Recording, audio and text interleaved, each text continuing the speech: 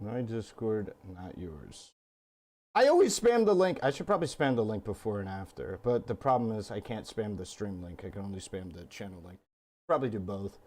Either way. All right, so I'm popping out Twitch chat so I can read that while I go along, and then let's watch this Chud clip, or this clip of Mrgirl talking about Chud. Shall we? You forgot the link? No, I linked it instead of the thing is it just took me a little bit longer. What do you mean?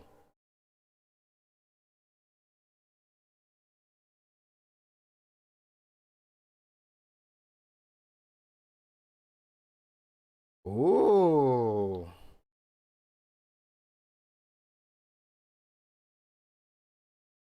Rocco Man says that apparently, my Discord, not yours.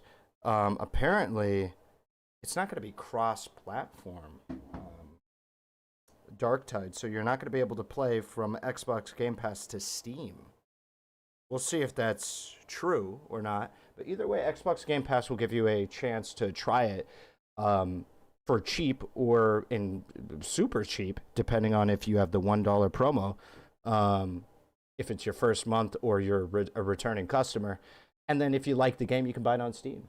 Like, if you waste $1 and it turns out you like the game anyway, I mean, you know, it's only $1 and you get other Game Pass games. So. Thoughts on Chud Logic? How Chud Logic appears to be nervous to get on Destiny's bad side. Chud Logic has been very disappointing throughout this entire process. I've told him multiple times, you're a drama channel, all right? So when I look at your channel and your thumbnails are calling Lav a stupid whore, or you've got videos where you interrogating Lav about how she left a panel early for 20 minutes, it really seems like you're just a misogynistic fucking asshole who is trying to milk the situation to make money while shitting on the fucking victims of the abuse scandal. Damn. Probably the headline should be, Destiny lied the whole time. It should have a big picture of Destiny's face and it should say liar across his forehead. And DK can use his scathing wit to come up with some, maybe you could call him an asshole or whatever the male equivalent of whore is. Monster, abuser, whatever. He could smear him the way he's smearing Lav. Like, who the fuck cares? Yeah, so no, I'm not happy with it. I've already told him that I'm not going to work with him anymore. Damn. I've professionally broken up with Chud because of how he's handling this. Our personal relationship is pretty rocky now as well because, yeah, like I'm trying to do one of the hardest things I've ever done. I'm trying to stand up for myself, and you're so much of a fucking coward that you can't even just keep your mouth shut. You have to side with the other side. On the other hand, I do have some empathy for this, where it's like it's an abusive system, and all orbiters are expected to shit on me. You're all expected to shit on me, and all of you are. But Chud is like the only orbiter who I think is like a friend to me, and he's also the one who's going the hardest at me. So that pisses me off. Leave Chud out of it? What the fuck? No, I'm not leaving Chud out of it. Chud has been shitting on me, and he's been shitting on Lav, and he's been shitting on what I'm doing. I know he says like, no, he's like, I feel my relationship with Mrgirl is okay. Like, nothing has happened, blah, blah, blah. It's infuriating. He's like, it's like he's trying to shit on me in the least shitting on me way that he can. And I care about Chud, and I like Chud, and I feel really bad about it. I don't know how to handle it, honestly. I don't know what to do. I know that I shouldn't work with him if when he hears about an abuse scandal, his instinct is to call one of the victims a whore because they've been basically forced to come forward by Destiny smearing us and going into attack mode. I just don't understand how me and Lav and Anna ended up being the ones on trial here. I do understand how it happened, and I'm fucking really upset about it. Yeah. I feel like it's pretty. I feel like if you're honestly like decently emotionally intelligent, you can understand how this shit escaped him.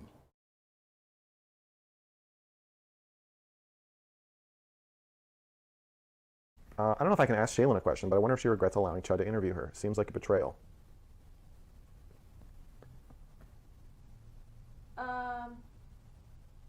I don't know if I would say it's a betrayal because Chud and I are not close. However, I said this to him in the interview, and I believe it even more now, is that Chud has morals. I believe that Chud is a good person internally, but he will throw all of his fucking morals out the window to make money and appease the audience, so he is a huge coward. Damn. That's basically what I think too. I think Chud has morals, and I think he cares about me, and I think I care about him. I think he cares deeply about me, and I care deeply about him. And I'm really angry that he isn't doing the right thing in this situation, and it is personally fucking me over a lot. I don't know, dude. I've hung out with Chud Logic. I'd say I had a good relationship with Chud Logic prior to going to TwitchCon. Went to TwitchCon, not really expecting much, but I came out of there with a significantly deeper friendship, I think, with Chud Logic. I feel pretty confident saying that, at least from my end. He was a really cool dude. Yeah, he's a very, very cool dude. I think he's a stand-up guy. That was my impression of him, is that he's a stand-up guy.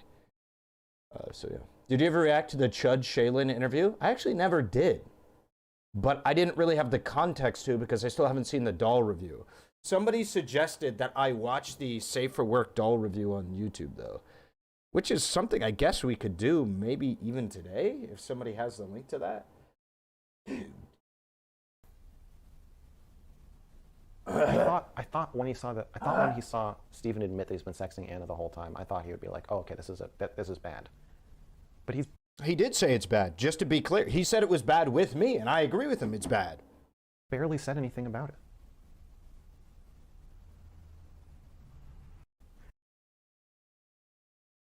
it.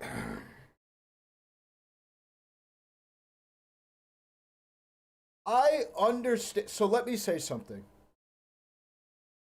Let me extend a bit of an olive branch to Mr. Girl on this one. I understand how he could think and truly believe that the Anna, that bombshell, that Anna and Destiny had been sexting over that period of time.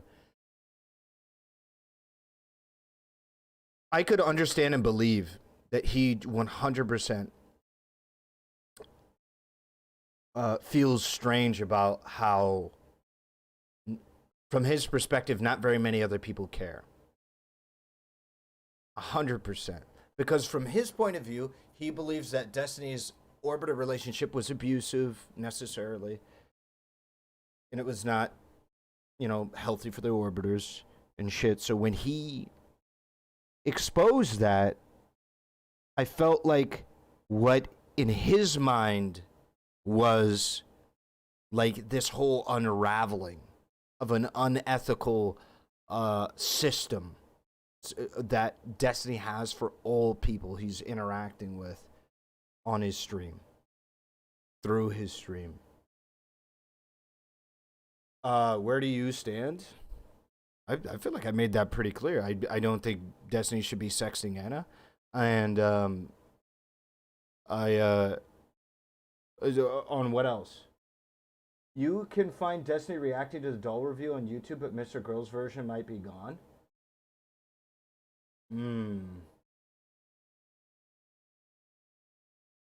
But, sorry, what I was going to say is I can empathize with him believing or feeling weird that we're not all freaking out at Destiny. Because it is a pretty big deal in regards to, like, how that situation might go down. The problem is, when I had my discussion with Steven, that was very brief, and I liked how it went. I was actually surprised at how easy that was of a conversation to have. It's not like I was expecting friction from Destiny, but genuinely I wasn't expecting such quick and precise answers. But my issue was, for a proper indictment of Destiny's actions, I need more information. So I agree, he should not be sexting Anna. But I don't know I haven't checked Anna's mental state. I haven't even seen Anna's content for like a year, right? I've been trying to avoid saying her name, and I hope she doesn't feel targeted by me saying any of the things that I'm saying now. But yeah, I've been trying to just distance myself. I think it's better for both parties. if I do that. But the context of 8 to 12 months of private discussions and conversations between two individuals and private information, I feel like is necessary for proper condemnation of this person. And even if I believe there is no way that those private communications could justify Destiny's behavior, it is still relevant to the level or the scope of the like consequences of his actions, the like moral consequences of his actions. Because if let's say Anna's getting better, genuinely, she's doing great in her life. Me just, consistently saying that Destiny shouldn't be in a sexual relationship with Anna, or like doing a campaign about that or something, it is only serving to possibly harm that ongoing situation. Because one, I believe history has told us that if you engage with Anna and Destiny's relationship that way, it results in loops, right? I'm not going to be an outside party that's going to convince either one of them to do that. And if I even can convince Steven to do that, then Anna's probably not going to like my involvement. It's probably going to result in several loops for quite a bit of time and whatever. So because I'm not privy to the private details and that she might be getting better, I risk making it worse for her. The only way to find out is to essentially get them to leak their private information, their private communications. And I don't believe I have a right to that. I don't believe they have an obligation to release their private details to me just because their relationship at one point was very public. Or, excuse me, their sexual relationship. Did I mishear, or did Destiny tell you that Max knew about this Anna communication for over a month?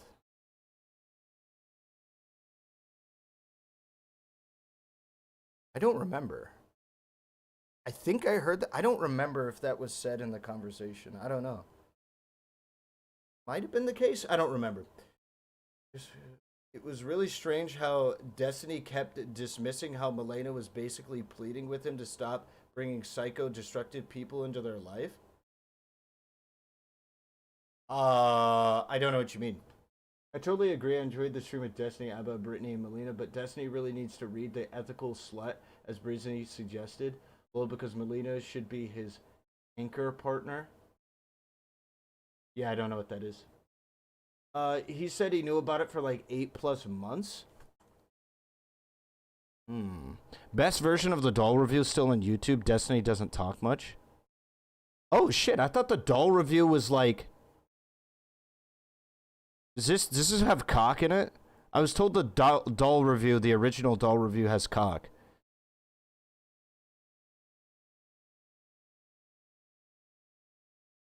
Does Destiny's version have cock?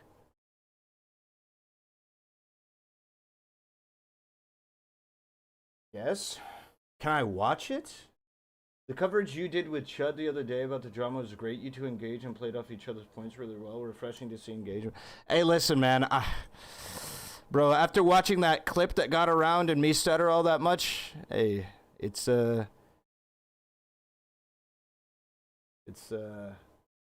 have had me fooled.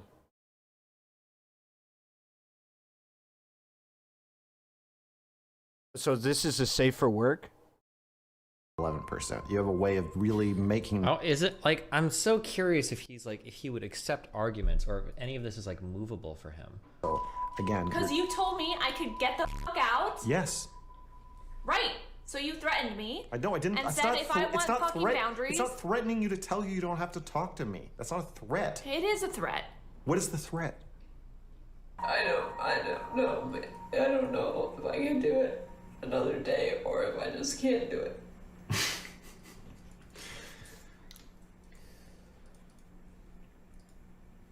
Okay.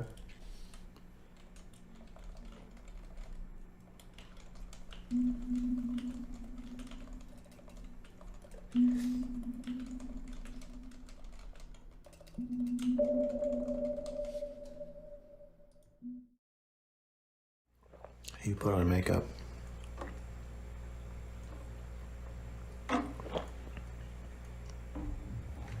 Yeah. I don't like makeup. I know. Why do you do this? Why is he talking like Kratos? Wait, I don't need to do this. Don't. Like how sad I look all the time. One of the most mindfucky things about makeup, it's so hard to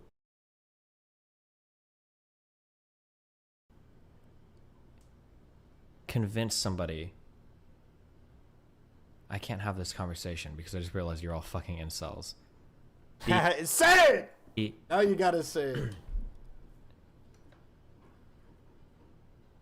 I don't know how many of you know what actual women look like. I don't know how if anybody knows what a woman looks like anymore. Like, I don't think anybody knows. I know! Like, women without makeup look fine. They're cute. It's the stream where ABBA slaps Britney with her consent and Britney slaps Destiny with his consent and Melina's just laughing, the IRL stream. I actually never really watched that. Everything's cool. Everything's chill. But it is impossible to convince a woman that you actually feel that way. There are like... Wait, what? Everything's... Like, women without makeup look fine. They're cute. Everything's cool. Everything's chill. But it is impossible to convince a woman that you actually feel that way. There are like... I know so many women that will... You wake up in the morning and like she will get out of bed immediately to put on makeup and then come back to bed. 14 points of fascism is soy liberal arts garbage. And I'm like, bro, why? Are you okay? I don't need you to have eyeliner on to just lay here with you. And it's like, well, you know, and it's like, no, I don't know. What the fuck is wrong with you? That's what happens next. Now you need makeup. I'm just kidding. In a video game, okay? No, but it's like, there's this weird thing that happens where, because a woman will say this, and it's impossible to figure out where the truth is, or if there's like some deception or self-deception or what. A woman will be like, well, I wear makeup because I like the way that it makes me look. And it's like, is that actually true? Or do you like the way that it makes you look because of how other people treat you based on how you look? Yeah, that's what I believe it's a mix. I refuse and reject any other explanation from any person. I refuse and reject any other explanation from any person. It is a mix of both. Any woman that tells you that the reason why she wears makeup is because it's only the way that she wants to look and has nothing to do with outside forces, absolute bullshit. Absolute bullshit, cap on a stack. It's not the only reason. Is it a part of it? Probably. But like all things, it's probably a mix. Because, wow, it just so happens, like, crazy, you feel more confident now that you got a boob job, now that you're wearing a push-up bra. I wonder where that confidence came from. Maybe it's everybody treating you better. Wow, gee, I wonder where that confidence came from. It's shit like that. You know? Makeup as well. Getting a good pump at the gym for the boys, same thing goes. Same thing goes, right? You feel better in certain things because you feel like you're getting better treatment, or you see other people that you think are getting better treatment, and you vibe with it. You want to be the type of person that can pull that off. You want to be the type of person that wears that. It's kind of, you've got it in your mind, you want to be that guy. So you want to be that guy, and people treat you better when you get the nice pump. You know?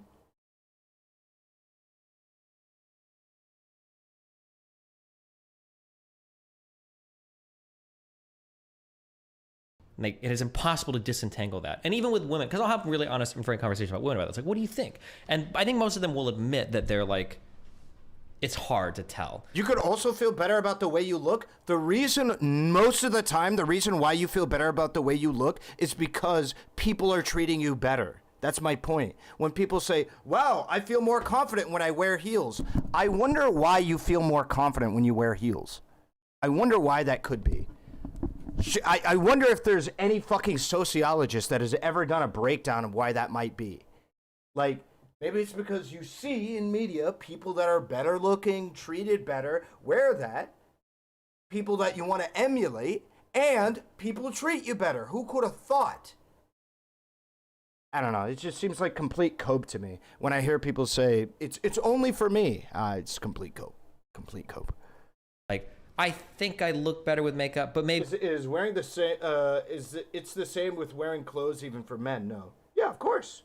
Wearing clothes for men, like I said, going to the gym, getting a good pump. As much as I have said it before, I want to get big. For me, because I want to see my genetic potential, well, not really my genetic potential. I don't want to get as big as I can be. I want to get to a specific point and see how good I can look at that specific point. I want to get huge. At the end of the day, there's a reason why I didn't start going to the gym until I started, until I was on stream. And the reason why is because it adds a push, because my life is going to get easier. You know, before I didn't have a public-facing life. I kind of just did shit in my room on my own, right? So there wasn't any public-facing necessity for that at all. Do I primarily feel like I want it for me? 100%. But I'd be lying, I'd be fucking stupid to tell you that another reason why I'm chasing the pump is because people will treat me better for it. Everyone will treat me better for it. Of course. That is absolutely a component to it. maybe it is because a lot of people tell me that if I don't have makeup on, I look sick or whatever, blah, blah, blah. But, yeah, I don't know, just... But the problem is... pretty privilege is real, exactly. And I want to benefit from it to the maximal extent I realistically can without, like, corrupting any, like, morals or anything I have. But, you know, speaking of morals... It's weird. It's almost like you are all ethically obligated to like the damn stream. That's kind of weird. I don't know. That's kind of bizarre. I think 40 likes on a stream with 230 concurrent viewers doesn't make a damn lick of sense. That don't make no sense to me. That don't make no sense to me. 50? That's soft. 60? Weak. We could get at least 70, 80, right? At least. Honestly, should be at 100. But, you know, cool. If you guys want to be unethical, that's fine. That's cool. It's just fucking weird, but, you know, it is what it is. Like, my advocacy can't go both ways. I can't tell women, like, hey, you need to stop wearing makeup so that... 90!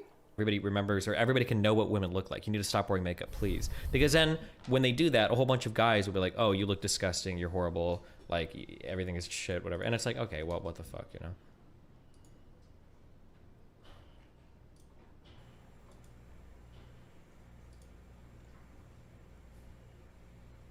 You're gonna get nice and perky for the video? Mm-hmm. You think that's what, people don't like about you in my videos? Can that be said for anything you wear aesthetically or whatever? Yep. That's why I wear sweatpants. Yes, sir. And a t-shirt, because I'm not a slave. I'm not a slave to appearances in society like my subreddit posters are, like you guys are. When you're the... Listen, I used to be the way of Steven, not giving a fuck about my appearance. And then I realized, you know, there's shit I want to do. There's aesthetics I want to fill. I like the idea of being big. I never did it, never committed to it. Because there wasn't enough push. Shit's pretty rad, bro. When you start caring about how you dress, bro, that shit is night and day. Fashion especially, boys. If you guys are going to change a damn thing about what you do, number one, number two. Number one, grooming. Number two, fashion. You won't regret it. When I haven't taken a picture inside of my new fits yet, but I'm going to tell you. I'm going to figure out this Georgia shit. I'm going to show up in some of the new fits. You guys are going to see it. You won't regret it. It's phenomenal. I look great in it. I look great at people treat me like a whole new man. You treat me completely differently, right? These rags, they ain't cutting it no more. They ain't cutting it. When I get proper, bro. I like the way I look. It's also my fashion sense is what I've wanted to do for a very long time, but never committed to doing. Never really had a need to commit to doing it. I don't think I can wear them ever on stream though, because they're like very much outside clothes. But no. Everybody's like, if you would just. Yep, I need to get my hair cut for sure. The problem is I don't know what cut and what barber. You know, I'm obviously probably a fade is something that I want, but I don't know what I want for the top and like how to work the top. Get a nice pair of jeans and some shoes. I would just be better. That's why. Because I'm above you. I'm better than you. Because I don't give a fuck. Really, okay? You had drip at TwitchCon, and I can tell you, when I had drip, every moment I had drip, people treat me better. I got even more drip, trust me. I got even more drip. I promise. Hey, look, I promise. That's where I am, and that's who you are, okay? I'm the guy that shows up in sweatpants, and I fuck your mom, okay? Your mom won't even talk to you, no matter what you wear, because she's too busy sucking my big Cuban cock. I'm a level 5. You're a level 1 with no hope, kid, okay?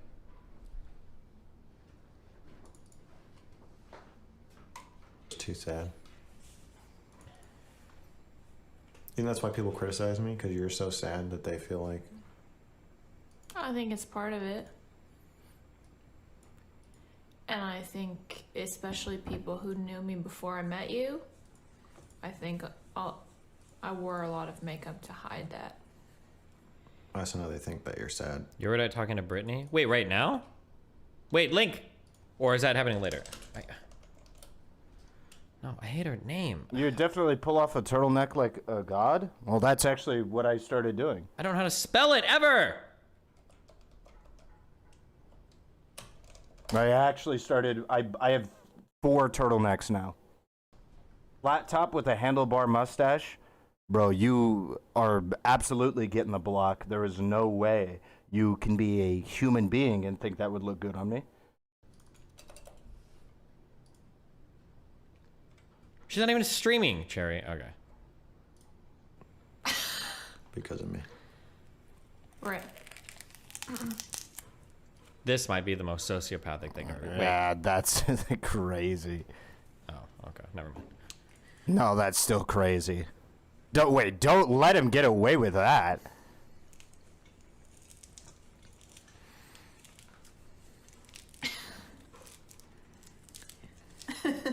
They don't understand how happy I make you. Right. Wouldn't the same be true for like beards or something? Like you don't shave? I have to spend more time thinking about it, but there's like, I think that you can like extend there's like a range of like what the normal human appearance can be. And by normal, I mean like whatever's like naturally possible. But then we can extend that further with like artificial stuff like makeup or whatever. And I feel like the extension into that artificial realm is the problem with Mr. Girl is he invites you to let him get away with like everything. He demands this hyper level of charitability to even interact with his ideas. Yeah, I'd actually agree with that. But I don't see that as like necessarily a problem. It depends on, I guess, how you phrase that. But thank you to everyone who got us to 100 likes, by the way. We went up 60 likes after that call to action. Thank you. Damaging. I don't think there's anything inherently wrong with makeup. I think that the issue is when, like, if this is like the normal range of human appearance. Wait, did... This is like the normal range of human appearance. What the fuck? Why did it make the line perfectly straight?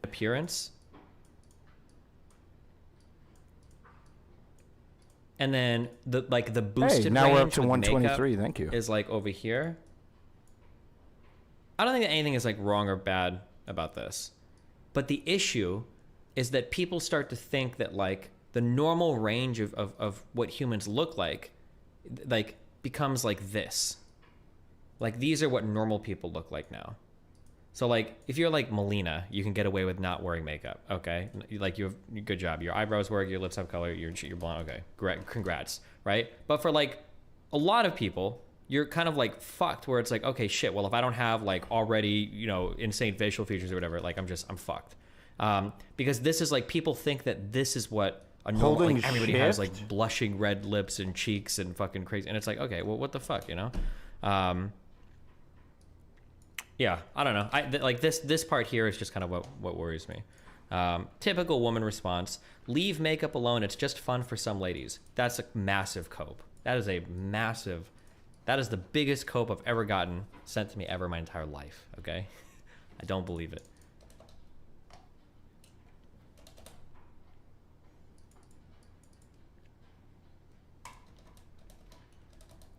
What?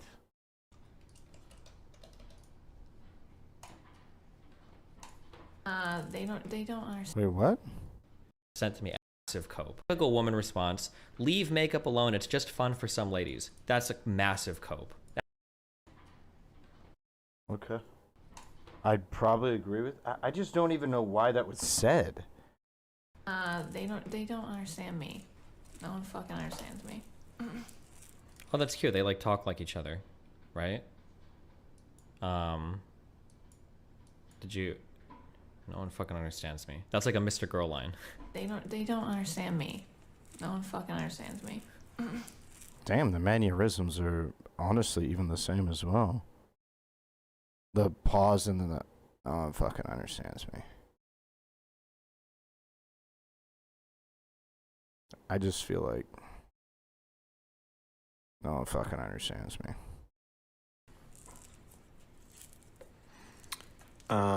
Okay, so you've been pretty upset with me for the last few days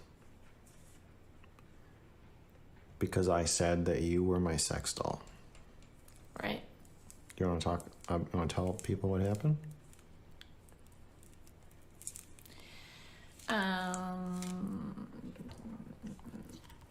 Well, I think what happened was that you leapt into bed with me, gave me a little cuddle, and then said,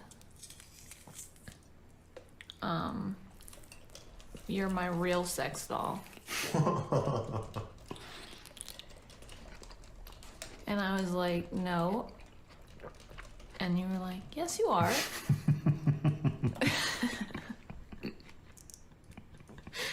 And I was like, well... Damn, nigga, I can hear you swallowing. I can literally hear your fucking stomach movements, bro. You gotta mute that mic, bro. Jesus. No, I don't like that you're saying that. It's freaking me out. I think, I think that you may have done this in response to me saying I was a little bit, like, anxious and needed some reassurance about the sex doll. Is that true? Or was I just thinking that? I don't know. Okay. Well, I think I was thinking that, and I may have said it. No. I don't remember.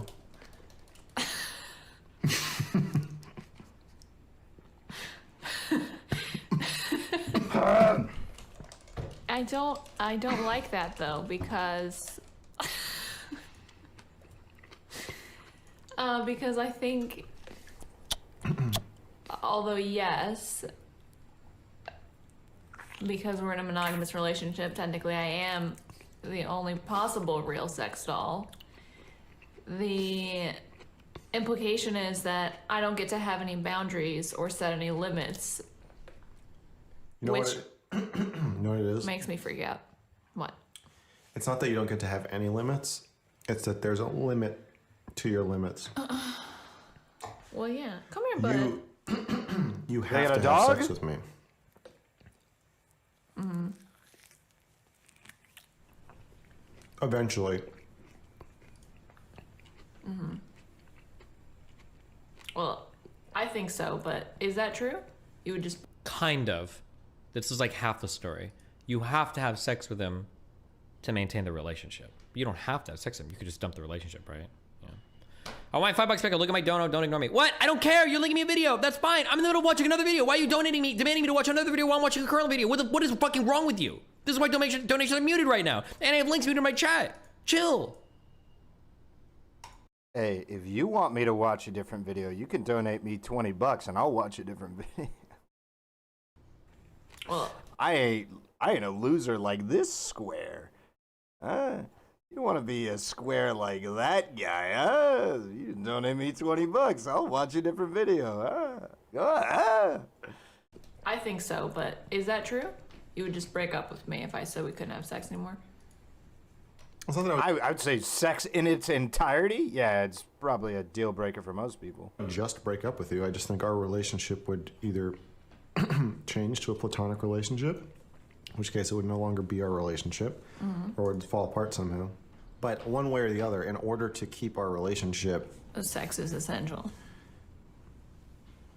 In order to keep our relationship as a romantic relationship, you have to have sex. Don't they like never have sex anyway? Didn't they say that they like fuck like once a month? How long have they been dating? With me. Uh-huh. Especially, I really don't, if I'm not allowed to have sex with anybody else, you can't just make me never have sex. Right.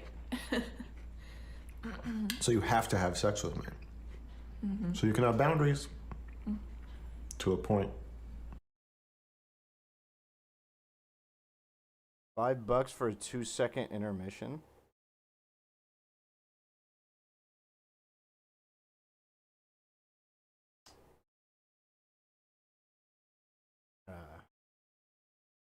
You can say no a certain number of times. I hope that didn't come through it didn't come through the stream. You're so fucking cringe, dude.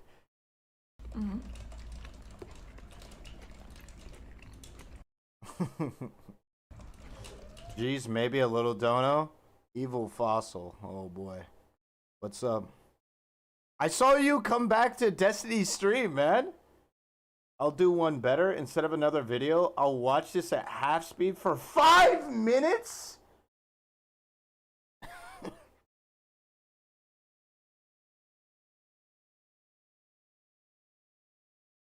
Okay. How did your chest hair compare to Mr. Girl? I have 14 chest hairs.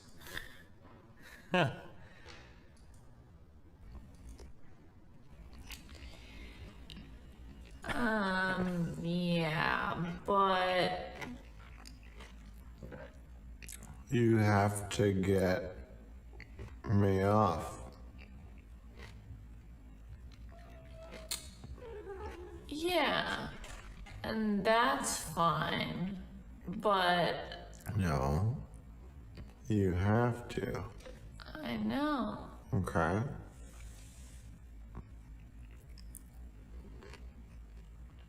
But I just think that the implication of it is scary. I want it to be noted that if you want the video to go faster, you can pay $20 to make the video go faster. Okay? That's how this works. $20 for faster as well. Scary. What's that? Just I don't know. well, sex dolls get raped. They don't have any choice. They have no autonomy. That's what I'm they saying, just is lie that- there. Okay.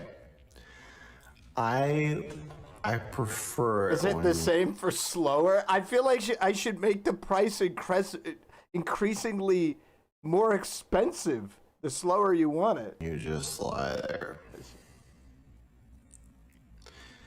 And I think what I've discovered through this sex doll Yeah, thing, it's faster or slower. It's $20. I thought I thought this is great.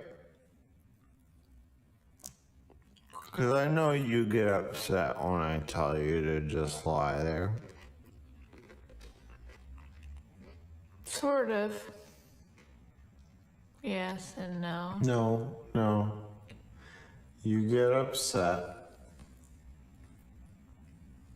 when I say just lie face down and don't move. What the fuck? Cherry in chat with the why are men? You get upset. Sort of. Yes. Yes. You can only back up to 0.75 if people want 1.0, another 20. I was donated to for 0.5, so I'm staying at 0.5. What do you mean yes and no?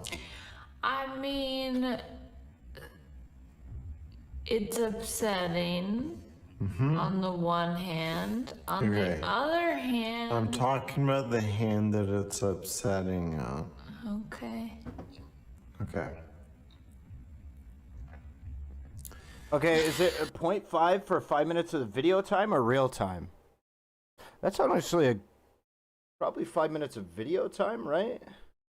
Because real time would include me talking. That would kind of defeat the purpose, wouldn't it? Can I just talk? Okay, hold on. I don't understand how sometimes when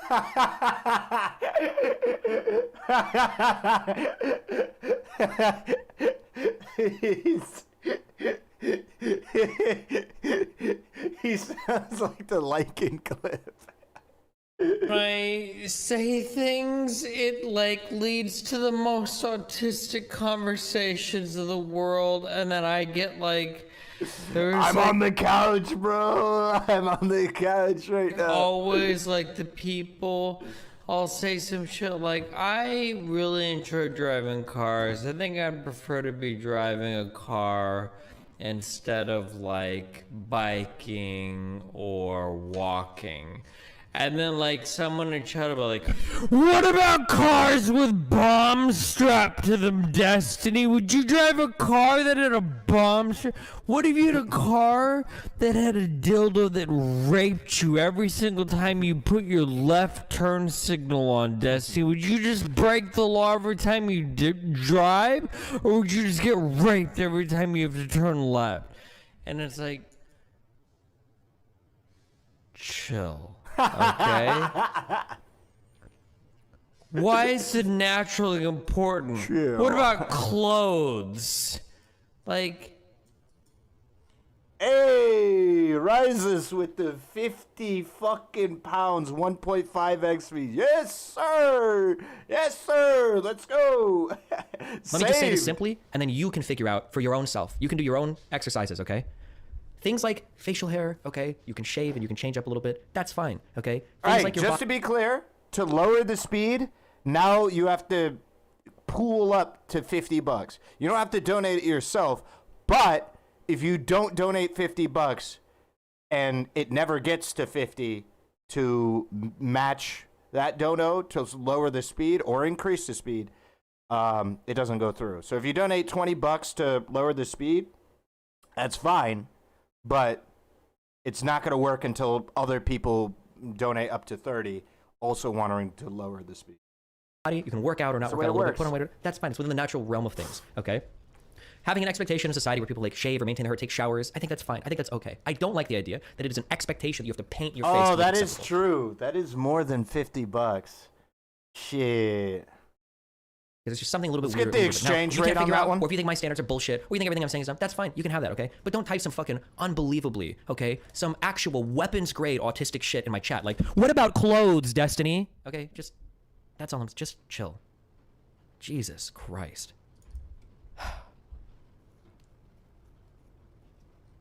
I'm sorry. I didn't mean to be mean, okay? I love you. I love you so much.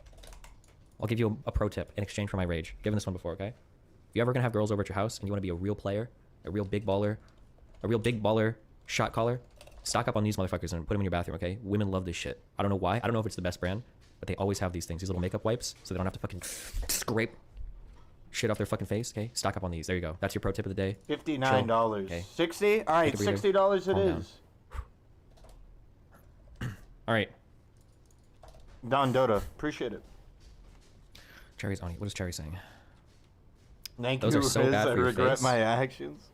I've never heard that in my life. I'm sure that there's probably like a 52 product system Korean makeup removal shit if you want to be like ultra fucking anal or some shit. But pretty sure using these wipes is better than getting soap and having to fucking scrub the shit off your face. But yeah, I'm sure there's like a 27-step product cleanser system remover if you want to do that too. Okay. But at the end of the night, when you've been out drinking and you just finish fucking and you're barely are awake enough to get a drink of water, it's nice to just have something to wipe your face off. Otherwise, what happens is girls just sleep their makeup and then everything gets fucked anyway. So. What? I love you. What are you talking about? How much I love fucking your mom. Mel, I love your mom. What? I love her. She has the tightest pussy in the world. Jesus. It's so good. All I can think about is Jesus. how much I love you. Jesus. And how much I fuck your mom. Jesus. I'm thinking, wow, this is the same pussy my beautiful Melina came out of. Oh. That's what I'm about to come into. Oh, Okay, I love you. God. I love you, Mel. Don't get the knife off my screen. I'm gonna ban on YouTube. Driving me crazy. Good. Okay, be careful. Love you. Ah, that's vile, bro. Let's go back to watching this abusive It's relationship. your fucking wife, man. Go Without ahead. you trying to control what I'm saying. Sure, go ahead. Okay. Can you not say go ahead? Can you just shut up and just let me talk? Even that is just annoying. Shut up. No. Okay. Okay. Can I just talk? Here, so it's always hard to be critical of Max because you don't know how much is like for the camera versus what's not for the camera. So here's like a skill. I've talked about this a lot before. I don't know why I'm talking about it because you guys are too autistic to implement any of this in your real life, okay? Because I'm just built there. I'm a level 5. I'm a level 5. You guys are 2s. Some of you are 1s, okay? It's really important to know when to switch up, and it's really important that the people around you know that you know when to switch up. Like, I can be like very aggressive, very sarcastic, very demeaning, like all of these types of things. But if somebody's having a serious conversation, like I can create a lot of space for them to express those feelings and to feel like they can do it without judgment, without aggression. I wonder sometimes, I can't tell, I don't know because these are videos and I can't see the totality of the relationship, but I wonder sometimes if Max knows when to switch up a little bit, you know? Like if I'm talking to a girl and she's like, I kind of think I want to eat, like, whatever, I want to go to Applebee's. And I'm like, okay, well, that's great, but I don't want to eat dog food tonight, okay? We're going to the Outback Steakhouse, the premium tier, best American restaurant. But if a girl's like, hey... Wait, does he actually think Outback Steakhouse is the premium tier American restaurant? I appreciate like a comment you said about me. I'm not gonna be like, well, get used to it because I'm about to say it 10 more times now that you told me about it, right? That would be like a time where like, oh, okay, sure, let's chat about this, right? You have to be able to kind of like switch gears when you're kind of feeling out where the other person is in the conversation, how they're feeling. Like for some things, you can lean into these like very aggressively, like have fun and banter and all that. But I think the other person needs to know that you have the capability of changing up and understanding what they're doing and being less aggressive or whatever. Like this seems like one of those times where maybe he should do it, but I don't know. It's hard to say. Go Without ahead. you trying to control what I'm saying. Sure, go ahead. Okay. Can you not say go ahead? Can you just shut up and just let me talk? Even that is just annoying. I would just like to speak, and then when I'm done, then you can speak. Yeah, go ahead. Okay. I thought, well, since you get upset when I tell you to just lie there and not move, and the doll's gonna do that anyway, it would be interesting to see what it's like for me to just fuck the doll, because the doll always does what I want it to do. And, because I don't like it when you move when we're having sex. I don't like it, the part that's... Nigga, is that weird? I feel like that's weird, no? Have you heard his food takes? You talking about Steven? Brother Steven? Heard some of his food takes? For me, like if I'm like, I just want what I want to fuck you, I'm not picturing you being like, oh yeah, me. I just want you to not move, and I want you to lie there face down and be quiet and be still. That is weird, isn't it? That's a weird thing. That's weird. Why doesn't... What? So I was thinking maybe the doll will make you jealous, and then you'll want to do that more, or maybe it'll be an outlet for me. I think what I've realized with my sickening sexual experiences with the doll is that it doesn't really mean anything if the doll's lying still. It's not letting me have my... Yeah, you can stream it, no problem. Shit, hold on, this guy might want to talk. August, cut right here. Cut.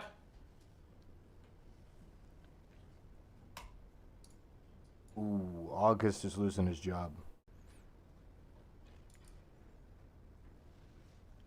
Gone. Okay, back to this. Sorry, Jesus.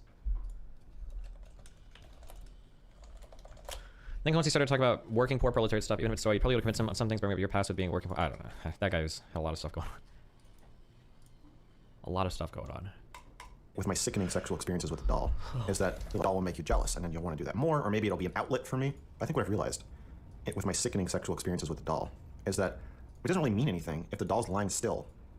It's not letting me have my way with it. It's not letting me, it's not doing anything for me. When you, we've talked about this before. I know it's for me when you are just not doing anything. When you're not moaning, you're not like, oh, I know it's for me when you're not making it about yourself. You have a tendency to make lots of things about yourself. I have a tendency to be very sensitive. If something's 89% for me, but 11% for you, I feel like it's just for you. Because you have a way of work, you fit 90% into that 11%. You have a way of really making... Oh, is it like, I'm so curious if he would accept arguments or if any of this is like movable for him.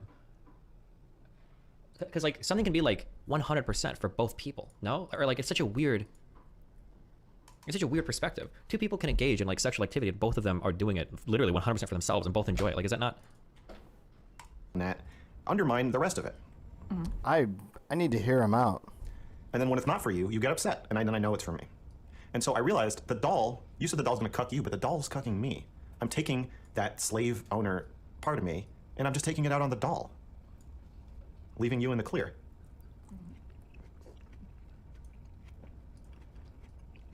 I want an agreement where you will regularly.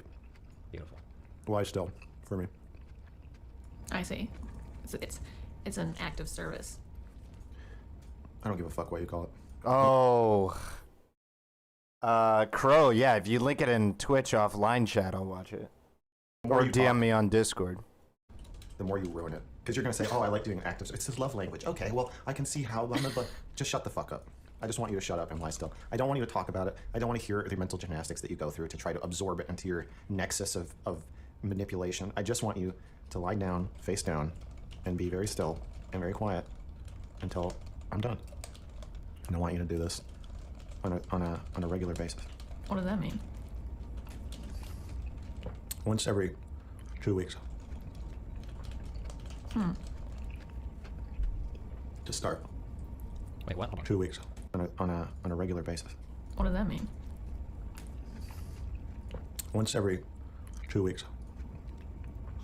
For sex, he's saying, or for necrophiliac sex? To start. Well, that doesn't seem that bad. Try once a week. Well, that seems bad. Good. Let's do that. Once every 2 weeks. Well, you just said. I was joking about increasing the frequency because you said it didn't seem that bad. See, I don't want to be thinking about your needs all the time. I see. You don't want to care if it's that bad. That's your job. Right. If you're like, oh, I don't want to get fucked in the ass, but you can do it every... Scared the cat. Oh, no. If you're like, oh, I don't want to get fucked in the ass, but you can do it every day. You can do it every day, but I don't want to. That's not my problem. I want fucking to be a lot more like jacking off. Sometimes. Well, I know. Okay, so once every 2 weeks? This is some weird conversation. I don't even... Do they feel like this is productive? I don't feel like... Even though they are breaking... I don't feel like this is productive. I don't know. I want to think about this. That's already more often than we have sex. Yes. It feels like he's just saying shit he wants, but she isn't really giving any input into it. That's why I need to think about it. Well, what can you do now? What can you commit to? Yeah, I need to think. Well, for sure once a month, I would say. Starting when?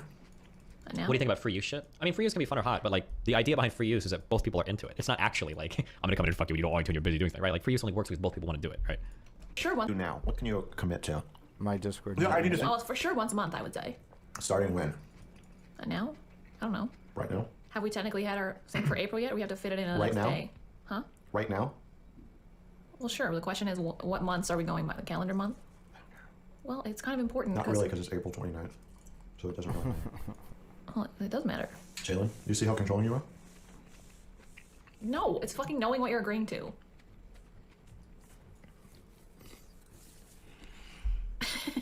If I'm supposed to agree to once a month, and or we need to fit one in. Yeah, I can't tell what's a joke and what's not, especially with this being on camera.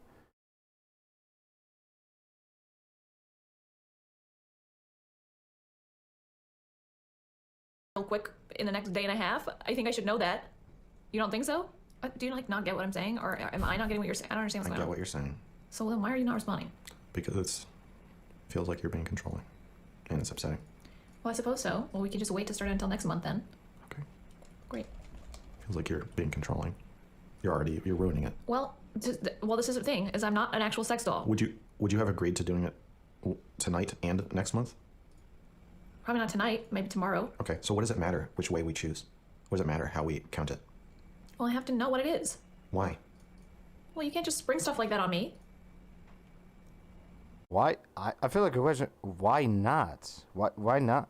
If you're going to fucking autistically, I shouldn't say that, but really it is like fucking calculate how you're going to fuck and in what ways on what days, I don't think a wild thing to ask is, hey, well, what, you know, is it going to be every 30 days, every calendar month? How is this going to, like, bro, you're already like scheduling it and saying it's going to be once a month. I don't feel like her going like, is it going to be a calendar month or is it going to be every 30 days? Like, I don't think that's the straw that breaks the camel's back there. Maybe you want to, but No, it's no, not I how it didn't say works. I want to be able to do it whenever I say. We said once a month. That means I can't just do it whenever I say. But you see, you're changing what we're agreeing to be something that you will fight and complain about, and now you're saying no to something I didn't ask. Well, I think that in making an agreement. I don't care. I don't care what you think. I want you to stop.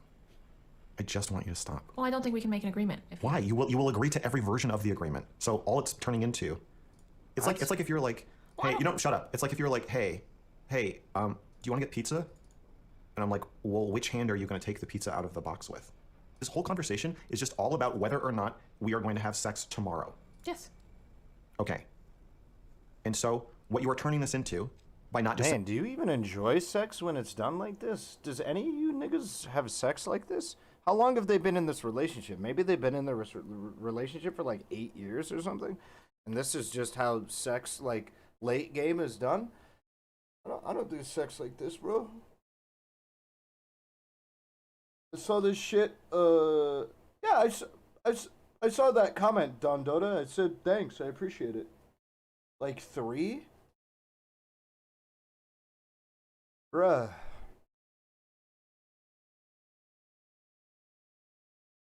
Dude.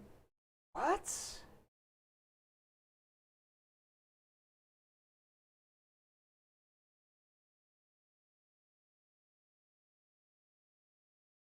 How old are these niggas? Is it like an age thing?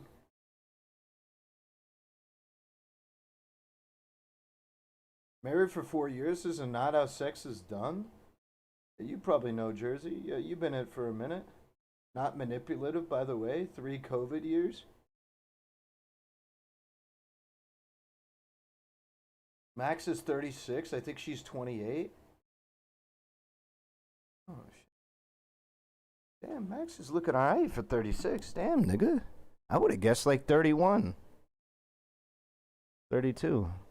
saying like, yes, let's start on May 1st. Do you see how that would be actually you asserting what you want and asserting your version of it, but also would not make the entire conversation about you and your discomfort and your fucking complaining? Or you could have said, well, April's running out, so if we're doing this in April, that means once tomorrow and then once next month. But you're not saying that either.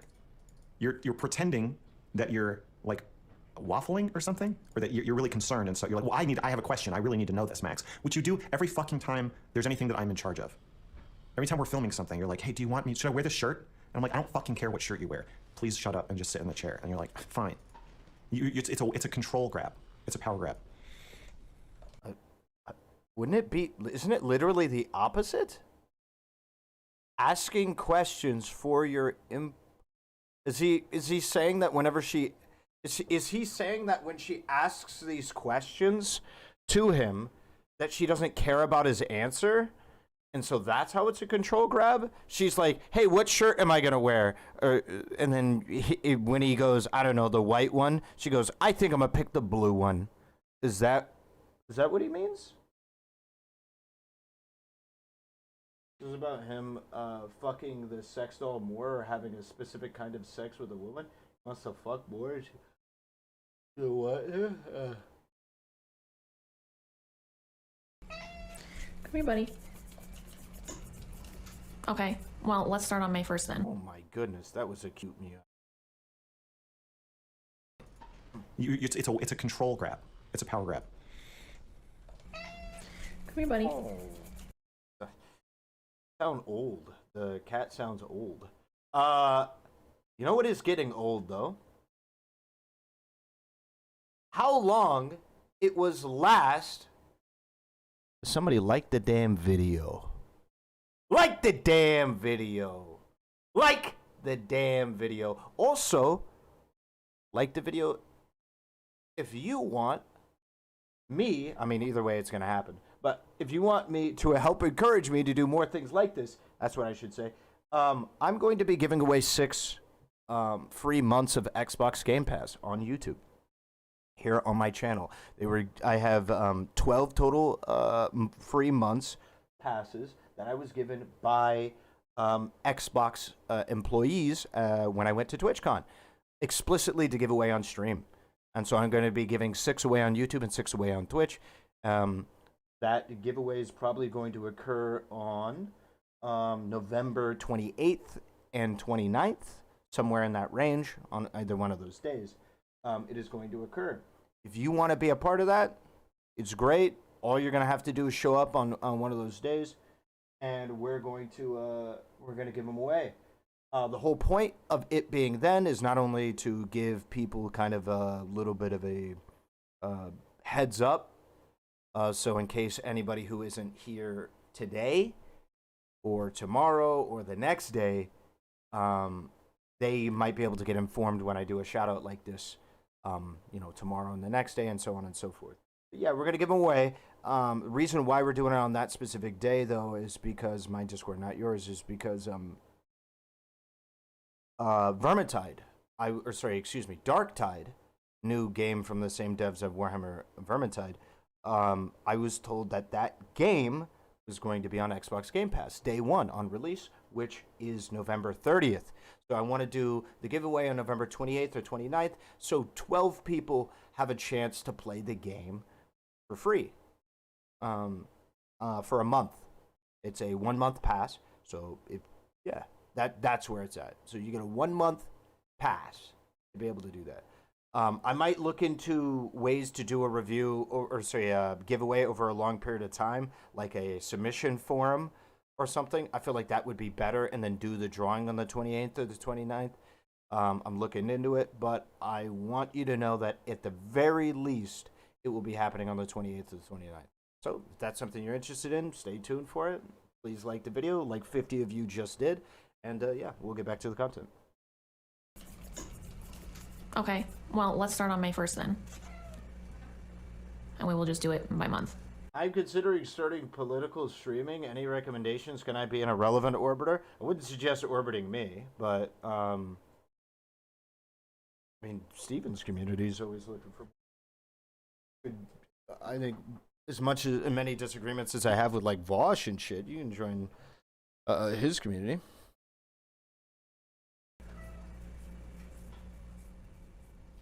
Okay, so from May 1st. Okay, do you see what I'm saying about you being controlling?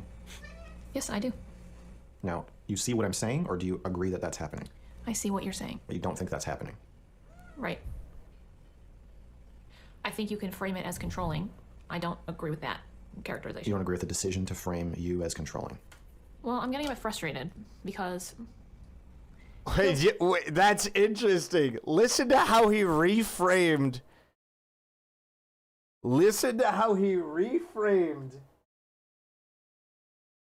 Wait, run that back. Hold up. Did he do that intentionally? I think you can frame it as controlling. I don't agree with that characterization. You don't agree with the decision? That's a perfectly reasonable thing for her to do. To be okay with him, his ability to, he can frame it as, he can believe it's controlling, but she doesn't agree with the conclusion that it's controlling. Perfectly reasonable, but let's hear the response. I think you can frame it as controlling. I don't agree with that characterization. You don't agree with the decision to frame you as controlling? Listen to how he you don't agree with the decision to frame it as controlling. He is literally reframing her perfectly fine position as a more controlling position. That she doesn't agree with his decisions. That she's trying to restrict or constrain the decision. That's not what she said. She said it's cool if you're in your mind, in framing, and how you want to talk about it being controlling. I don't believe it's controlling. I don't agree with that assessment. And now he's like, so you're saying you disagree with the decision? You notice you slipped that in. You notice that, right? I don't like that. I think that's a yellow card. How can they do it without her agreeing? I.e., when he cashes in, he has to say it's dull time. Because how would she not know to move/respond? P.S. Really, it's art, and you're just too dense to get it. Jeez. Well, It's the whole time. It's Mormon time. He kicks over the door. I'm getting a bit frustrated because it feels like you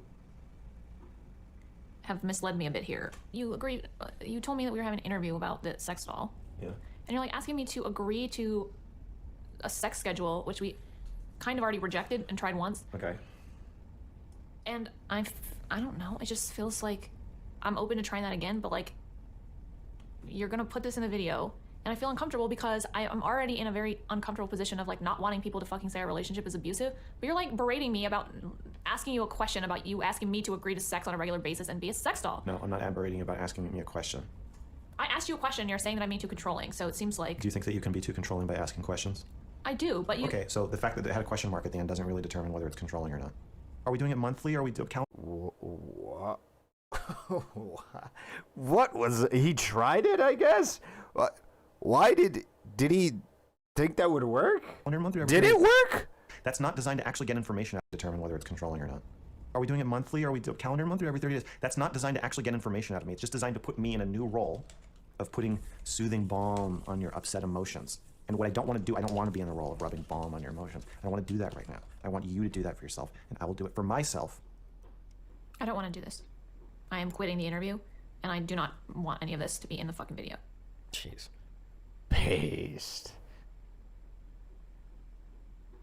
Now, obviously, she went back on that, right?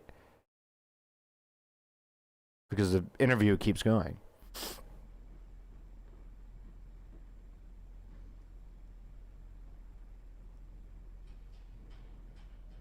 Okay.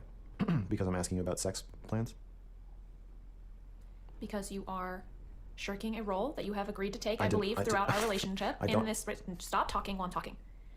You have agreed to a role in the past that is assumed you will continue to be in for this conversation as well if we're on camera together, and you can disagree with that. I don't care. Every conversation we have on camera is me trying to get out of this role. I don't care. Would you agree with that? No, I don't. You don't think every conversation is me saying, like, No. why can't you just say no, or set your boundaries, or just admit to what's happening instead of trying to get me to do it for you? I feel like every conversation we film ends up being about this exact topic of me not wanting to be in this role. Yes, I don't maybe, want but it to I'm be a saying, default. Okay, I don't that's want- fine. okay. I'm saying you can't escape that because Why? you have all the power, and I don't agree to it. And Okay, you are so, trying then, to so say we can't have a real conversation. no, not one that's filmed. You are always in the position of control. Yes. Yes. Right, and you won't let me actually be in control. No, I'm saying that as a person in control, you also have to be the caretaker to some extent. No. Yes, I know. You're saying no. Yes. Wait, wait, that is objectively true.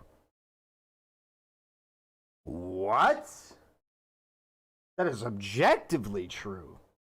Wait, hold up. Did I mishear her? You are always in the position of control. Yes. Yes. Right, and you won't let me actually be in control. No, I'm saying that as a person in control, you also have to be the caretaker to some extent. No. Yes, I know. You're saying That is objectively true. That is like intuitively even true. If you are the one in control, you have to be a caretaker. They even said to some extent, correct? no, I'm saying that as a person in control, you also have to be the caretaker to some extent. No. Yes, I That know. is objectively true. How do you disagree? Okay, we'll push play on that. You're saying no, Yes. and I'm saying yes. We've Okay. already been over this. Okay, so then Okay, so What? How is that not true? Literally, how is that not true? If I'm in control of a conversation and a discussion, I have to be a caretaker. I have to take, like, if I'm a moderator of a panel and I have, awesome authority over two debaters, I have to take care of each debater in a hopefully impartial fashion. And I have to look out for their even their emotional well-being inside of the conversation to make sure shit doesn't get so heated, to make sure that things don't get off the rails, to make sure shit stays on topic. Does he explain why that's false?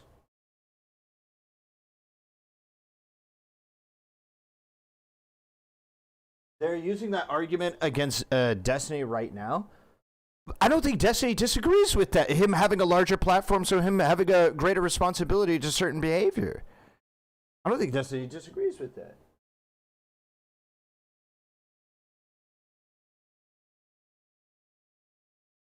Yeah, and Max's critique is that Destiny doesn't caretake his orbiters. It's kind of hypocritical. I think Max's point is that she no longer needs to. She no longer needs to be in his videos.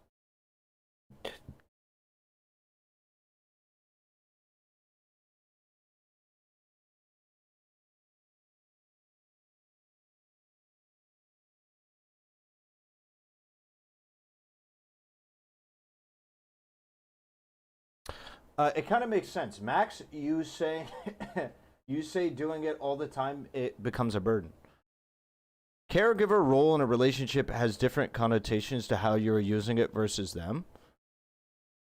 Well, it's not about caregiver. It's about it on the fucking what you call it, on the video. Right? Because they're not talking about the entire relationship. They're talking about just while they're filming content. Yeah, but he thinks he doesn't need to caretake if he's in control, but he expects Destiny to do that for him. Interesting. Why can't people just have their own boundaries, though? Why do you gotta be their dads in a relationship? What do you mean? Taking authority while shrinking responsibility is literally theft, if not rape. Taking authority while shrinking responsibility. I mean,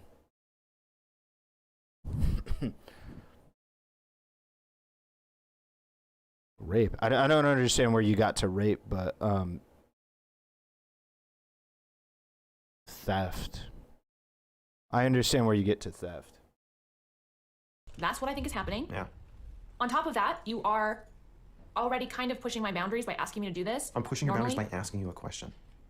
By asking you for something sexual. I'm pushing your boundaries. No, what you're asking me to do sexually pushes my sexual boundaries. No, asking you to do something doesn't push your boundaries. Okay, you can say whatever you want. Yes, because you could just say no. I understand. I could ask you if I can drive a car up your ass, and you could say no or yes. It's not pushing your boundaries to ask you for something. Okay, you're just not listening. Wait, yeah, it is. Wait, what?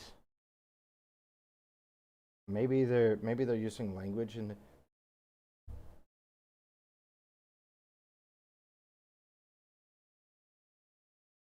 Yeah, maybe they're meaning in a literal sense. If I tell a partner, like, I don't want, like you said, like, I don't know, anal or something, and then they ask to do anal every day, I think humans would say that, I'm not saying that he's asking every day, but I think a normal human response would be to say that that person is pushing the other's boundaries. But technically, because they're not trying to do it, it's not pushing the boundary. I don't know. I would count asking. I can count asking a question as pushing a boundary.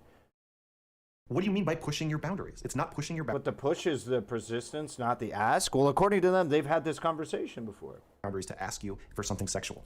That's not pushing. Asking me for something sexual on camera is pushing my boundaries. If I had known you were going to do that, I probably would have addressed that before we fucking got on camera, but I didn't know you were going to do that. You're saying I could just say no, but you don't actually understand, because the way that you operate is different from me. And also, the way that the camera affects me, the way that the crowd affects me is very different. I'm not comfortable with that, and you don't care, and you are actively trying to get out of the role of giving a shit about that. And my answer to that is no. It's not that I don't give a shit. I understand that you're distinguishing it differently. To me, that is what it translates as. I understand that, but it has to be somebody's responsibility. That's fine. I understand. Your sexual boundaries have to be somebody's responsibility. Yes, and you want them to be mine. When we are on camera, and want them to be mine and not yours. Yes, when we're on camera, yes, to some degree, you are also agreeing to look out for me. Yes, you are. You have in the past, and you are. Looking out for you is different from being solely responsible I don't think for that your you're boundaries. solely responsible. Well, then where were you? What have you done for your own boundaries throughout this conversation? I mean, protest, right? Yeah, literally object. The whole, possibly shutting down the entire interview. Literally saying, I don't want you to post it. No? This part. Okay, so now you're here. Except you're ending the conversation. So, again. Dude, whoa, what? Am I the fucking crazy one? Because of the boundaries, no? Told me I could get the fuck out. Yes. Right. So you threatened me. I didn't. And It's said not, if I want fucking boundaries. It's not threatening you to tell you don't have to talk to me. That's not a threat. It is a threat. What is the threat? Okay, I think this is this is an L for Shaylin. I think I don't think that's a threat. Explain it. What am I threatening to do? It's emotionally cutting me off from a project you asked me to be part of because I had some boundaries with you or asked you to You're be not, in a role you have That's not agreed how to. boundaries work. You're trying to force me to do something. That's not what a boundary is. A boundary is, hey, babe, I really want to be part of your project. I'm so flattered that you thought that filming this interview would be so nice for your project. But you know what? I don't want to negotiate sex plans with you on camera. So if that's required, I'm going to have to leave the interview if that's the only thing that we can talk about. So was that your whole plan? Or can we talk about this later? You know, hi guys, we're going to talk about this later. But for right now, hi. I really just want to talk to you about the doll or whatever else you were thinking, but I don't want to do this right now. That would be you setting a boundary. And then if I say, no, I really need to do this, or that's it, that's all I can do, then you would say, oh, well, okay, well then I that's guess I not have to the leave the primary interview. But problem it's not a right now. threat for me to remind you that you don't have to do anything I tell you. It's not a threat. You're the one saying we have to do the interview. Okay. And that we have to do it the way you want. I understand. You're saying it. I don't think there's a way for you to have me on camera on your channel without doing that. Okay.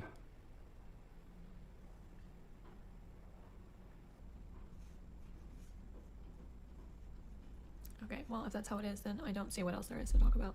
Wait, fuck. What the fuck happened? Why did they start crying? Did we just miss something? Yeah, what the hell? Without doing that. I don't think there's a way for you to have me on camera on your I channel wonder what was cut out. without doing I don't know if that. there's another line. I don't think you cut out anything. Okay. But...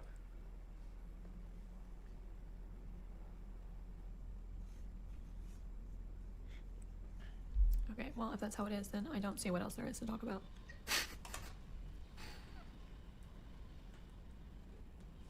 Oh, maybe she has a cut out with you. You're still trying to pressure me into doing what you want me to do. God, I Yes, I want you to do what I I fucking need said. you to find a way to negotiate things with me that is not you trying to manipulate or pressure me into doing things that you want me to do. You've already defined this entire conversation as out of bounds, but you didn't mean that. Or you did mean it for a second, but now you've taken it back. Wait, how is she manipulating our pressure? Man, damn, I actually really wish. Fuck, I really wish before the bridge was burned, I could talk about this with him. Oh, maybe she has a cut out with you. You're still trying to pressure me into doing what you want me to do.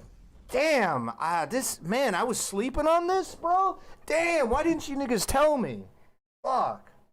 Yes, I want you to do what I I fucking need said. you to find a way to negotiate things with me that is not you trying to manipulate or pressure me into doing things that you want me to do. You've already defined this entire conversation as out of bounds, but you didn't mean that. Or you did mean it for a second, but now you've taken it back. And it's like all over. I never know what I'm allowed to be doing or what I'm allowed to be saying, or if I'm allowed to be fucking raping you while you lie face down quietly, or if I'm not allowed to do it. And that's the whole point, is that every time we fuck, I don't know if I'm actually allowed to be fucking you. I don't know if I'm supposed to be fucking you.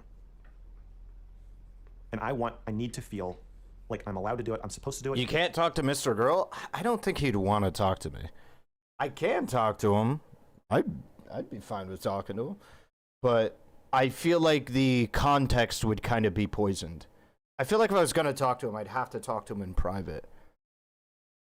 It could be interesting, but I feel like a part of it is also that I'd want it to be public. But if I made it public, I feel like it would be...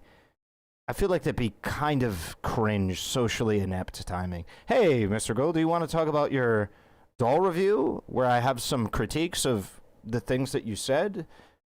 Like, I'm not, like, I haven't made up my mind as to whether or not, because I know he gets heat for, like, him being abusive to her inside of this video, but, like, I haven't made up my mind about him being abusive or anything. I just, like, so far, I just want to talk to him about some of these things.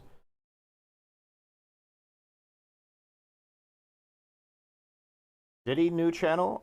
Could you link that inside of my Twitch chat? You can cry. You got some extra leather Bad timing? Yeah, exactly. left over from your projects. Make yourself a little bit to bite down on, and you He can will fucking be interviewing orbiters towards the end of his investigation, apparently lol, so your time will come. Okay. deal with it. I want to know that whatever you feel while I'm fucking you is your problem. I know. Okay. And same with this conversation. I don't want to make agreements about our sex life on camera. Or off camera. Or off camera. Okay. That's true. Okay. So are you rescinding our agreement? I rescind, well, I don't know. Why don't they want to make agreements about their sex life off camera even? If that is necessary for...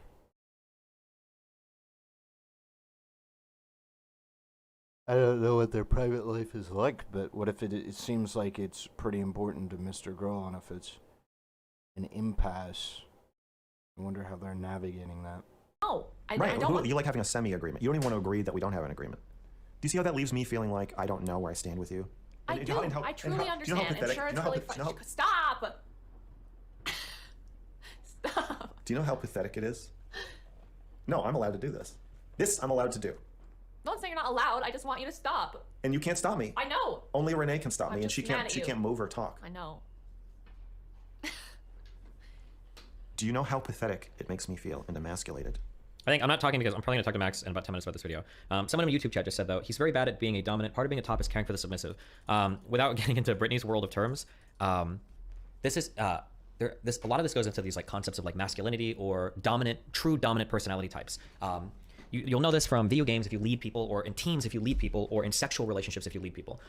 It is a leader or an alpha or a dominant or whatever, from a movie perspective, is like a dude that like does whatever the fuck he wants because he's the fucking Giga Chad. These motherfuckers figure, I'm the leader. I do what the fuck I want. You get in line and you follow, right? This is kind of like the movie or the fictionalized version of a leader. But the true version of a leader, or a dominant in a sexual relationship, or somebody that's in charge of people, the leader has to actually be the biggest bitch. He has to be the most empathetic person, because the decisions that he's making are affecting everybody around him, and he needs to be aware, or she needs to be aware of like how these decisions are interfacing with other people. So it is true that it's especially true in BDSM type stuff. Like there are whole terms of like when, aftercare for people in like subspace and all this shit. There are all these things, but even we can throw all that aside. We don't even talk about that. In any type of thing where you're taking charge of another person, or you're kind of like leading the scenario, it's more difficult to lead, not because you're just making decisions for yourself, but because you're making decisions involving the well-being of another person too, and you have to understand what's going through their head as you navigate that space. That I don't get to know if I'm allowed to be in this conversation, if I'm allowed to be making this movie, if I'm allowed to do anything except fuck this corpse. Yes, I understand. I truly understand. The thing I don't understand is why we only have 255 likes on the goddamn video. That's the only thing that just don't make sense. Don't make a damn lick of sense. Like the damn video. Also, I'm going to do another shout out to the fact that I'm going to be giving away 6 Xbox Game Pass subscriptions on my YouTube channel. And we're also going to be giving 6 away on my Twitch channel, but I'm going to be giving away 6 on my YouTube channel. These are only available in the U.S., though. Only, redeemable in the U.S. But I'm going to be doing that giveaway on November 28th or 29th. And the purpose for me doing it on those days is because there was a game called Darktide that is coming out, Warhammer 40k Darktide, made from the same creators of Warhammer Vermintide too.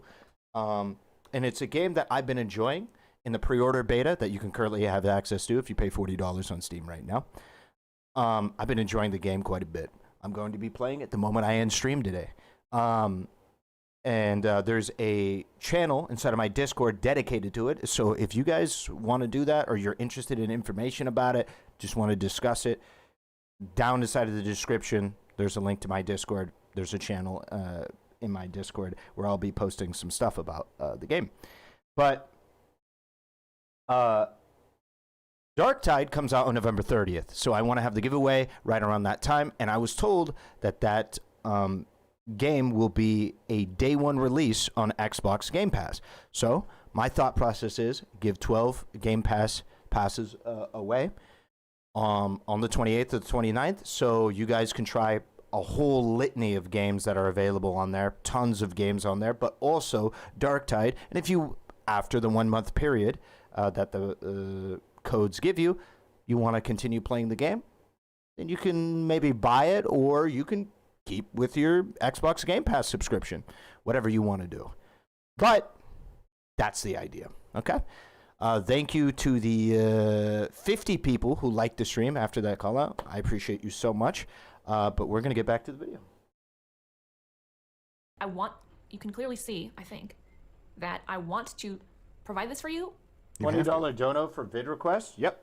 But at this point, if you do that, we're going to watch it after this video because there's only 6 minutes left in this video. So if you do, you give me $20, then I'll watch whatever video you want. But it will come after this. We tried BDSM scenes, never. How would you fix discoverability on YouTube? I actually think it's great on YouTube.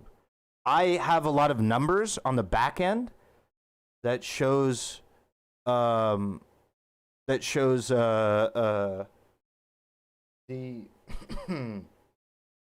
impressions that I get as a result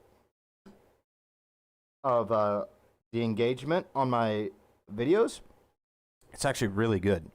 I actually really like YouTube system. What? Really?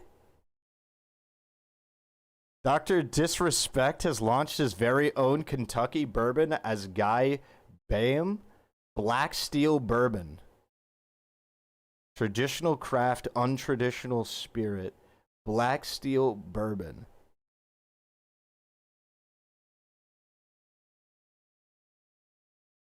That's pretty cool.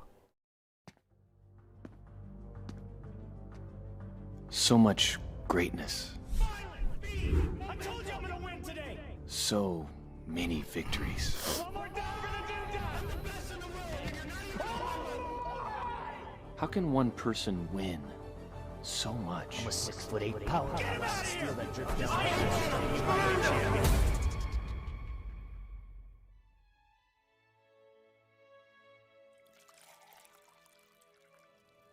Listen, I can't tell you how to win. I can only tell you what winning tastes like. Black Steel Bourbon, available now. It's a good meme, man.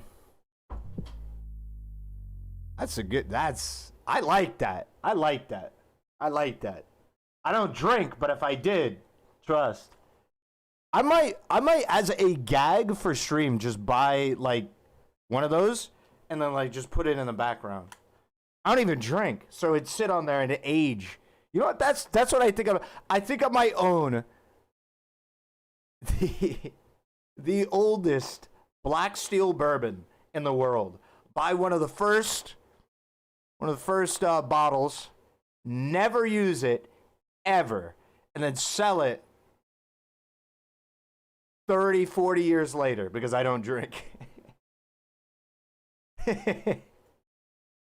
Power dynamics. I mean, I tend to be naturally a more. No, actually, I just know this. I had a big Eve Corp. Okay, I know what I'm talking about. Jake Lands, where are you gonna link it? I don't think it'll work in this chat. So if you want to link it in Twitch offline chat, you can, or just DM it to me on Discord. You have Again, to. you didn't say no. You have to. I don't have to. I need it. I know. I need you. I know. I need you. But even just the way you're framing it makes it feel rapey. It is. That's the problem with that's the problem with relationships. Well, it sucks. It sucks. It sucks because I don't think that's a problem with relationships, my boy. I don't do this to you. I don't think. That's funny. That's rich. I can be warm to you. If you can be vulnerable in a way that is not making me into the bad guy. But if you start throwing me under the bus, and you start making me out to be the abusive psycho, I am going to get very defensive. Can we agree to that? I don't know. I mean, the problem is that you are making me out to be an abusive psycho. I was not calling you out for anything. I was asking you for fucking clarification. When things get more explicit, it is abusive of you to do that. No, it's not abusive for me to call you abusive, you fucking monster. Do you ever get bored of submissive women? Oh, it absolutely can be. What? What? I need you, Ahrelevant. I need you. Wasabi, I've been shooting down your advances for long enough. I think it's time for a permaban. My Discord, not yours. It's already sold out. Just went to buy some and there's articles on it. Hey, listen, man. It is what it is, man. Oh, the fucking this thing? We've already watched some of it. We can finish it up. Jake Lens. It'll probably put us at where we were at, yeah. Talks with Bright about like not being like yeah, we could finish this up, but we were already almost through it. In bed. No, submissive people are fine. The problem is when somebody uses submissive as a synonym for lazy. Way different things. I'm asking you, The way you call, it's the way not you my make side. people, you make people think I'm abusive without saying the word abusive or by doing anything explicit. It's a very subtle throwing under the bus, but it's happening, and I know it's happening. I can't listen to you. I need to take a break. Okay, do you want to play Smash? No, I just want to be alone. Wait, what? Did he just say, "Want to play some Smash"? Did he say it like under his breath? It looks like he was asking her out. And the way that he was, the date like idea was to play Smash.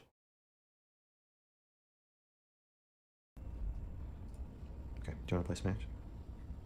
No, I just want to be alone. Want to play Smash? Want to play Smash?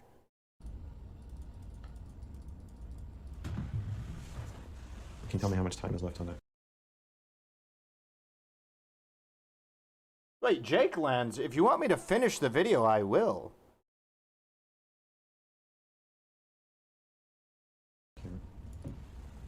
It's 677 minutes.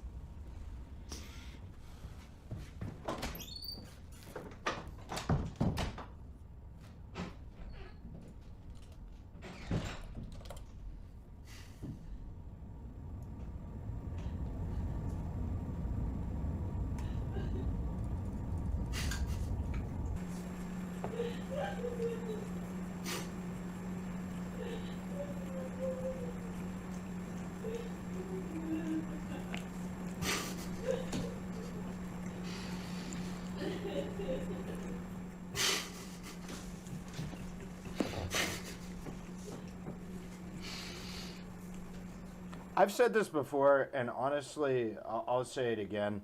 I don't give a fuck what people laugh about. Dude, I've been alive on this earth long enough to know I shouldn't say that. I shouldn't frame it like that, as if it's true. But I've seen people laugh at like their friends dying, literally. So I don't give a. Laughing means nothing to me. It doesn't, because I obviously see a lot of people inside of his chat saying he's insane, he's a psycho, and I imagine there's probably some people in my chat. I've done that. I've laughed at insane shit that just out of discomfort, because it was kind of inappropriate to laugh, so it kind of made me want to laugh. I don't view laughing as meaning anything. Yeah, I don't view laughing as meaning anything. It's gotta laugh about something, IMO. It's something different to put it in an edited video. That is true, though. That is true. Him editing it into the video is pretty weird.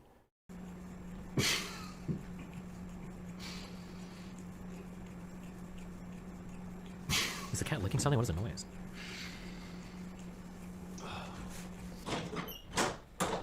I don't think I can do this. Okay.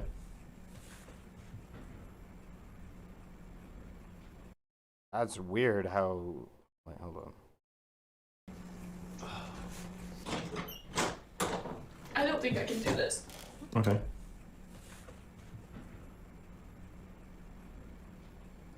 I think it's a bit different. He also makes the choice to keep it and put it in the video, yeah. I don't know, but I don't know if I can do it another day or if I just can't do it. Okay.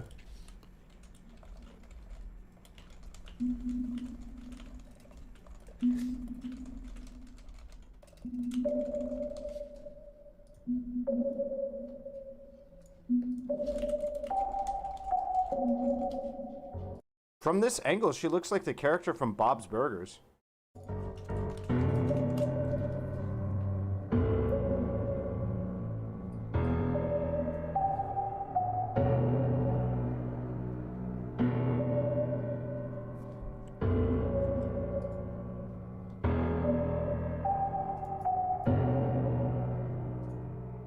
Okay, I just have questions.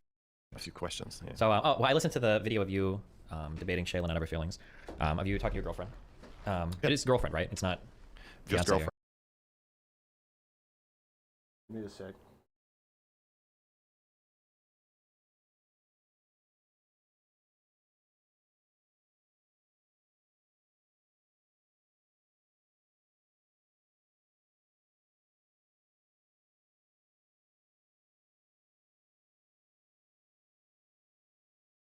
Because I got a $20 dono to watch a different video, but I'm not sure what they did. But I never watched this conversation, so I actually kind of want to watch this. I wanted to see hot Shayla again. She looked pretty sexy. Let's not make comments like that.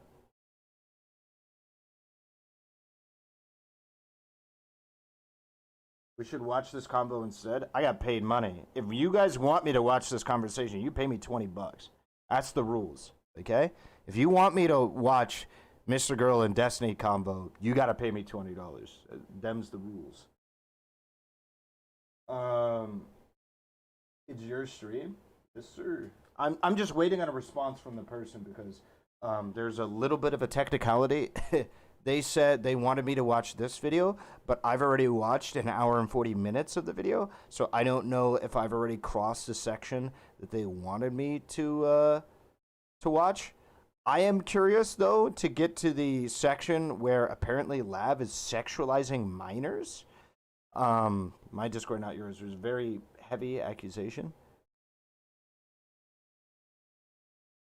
Yeah,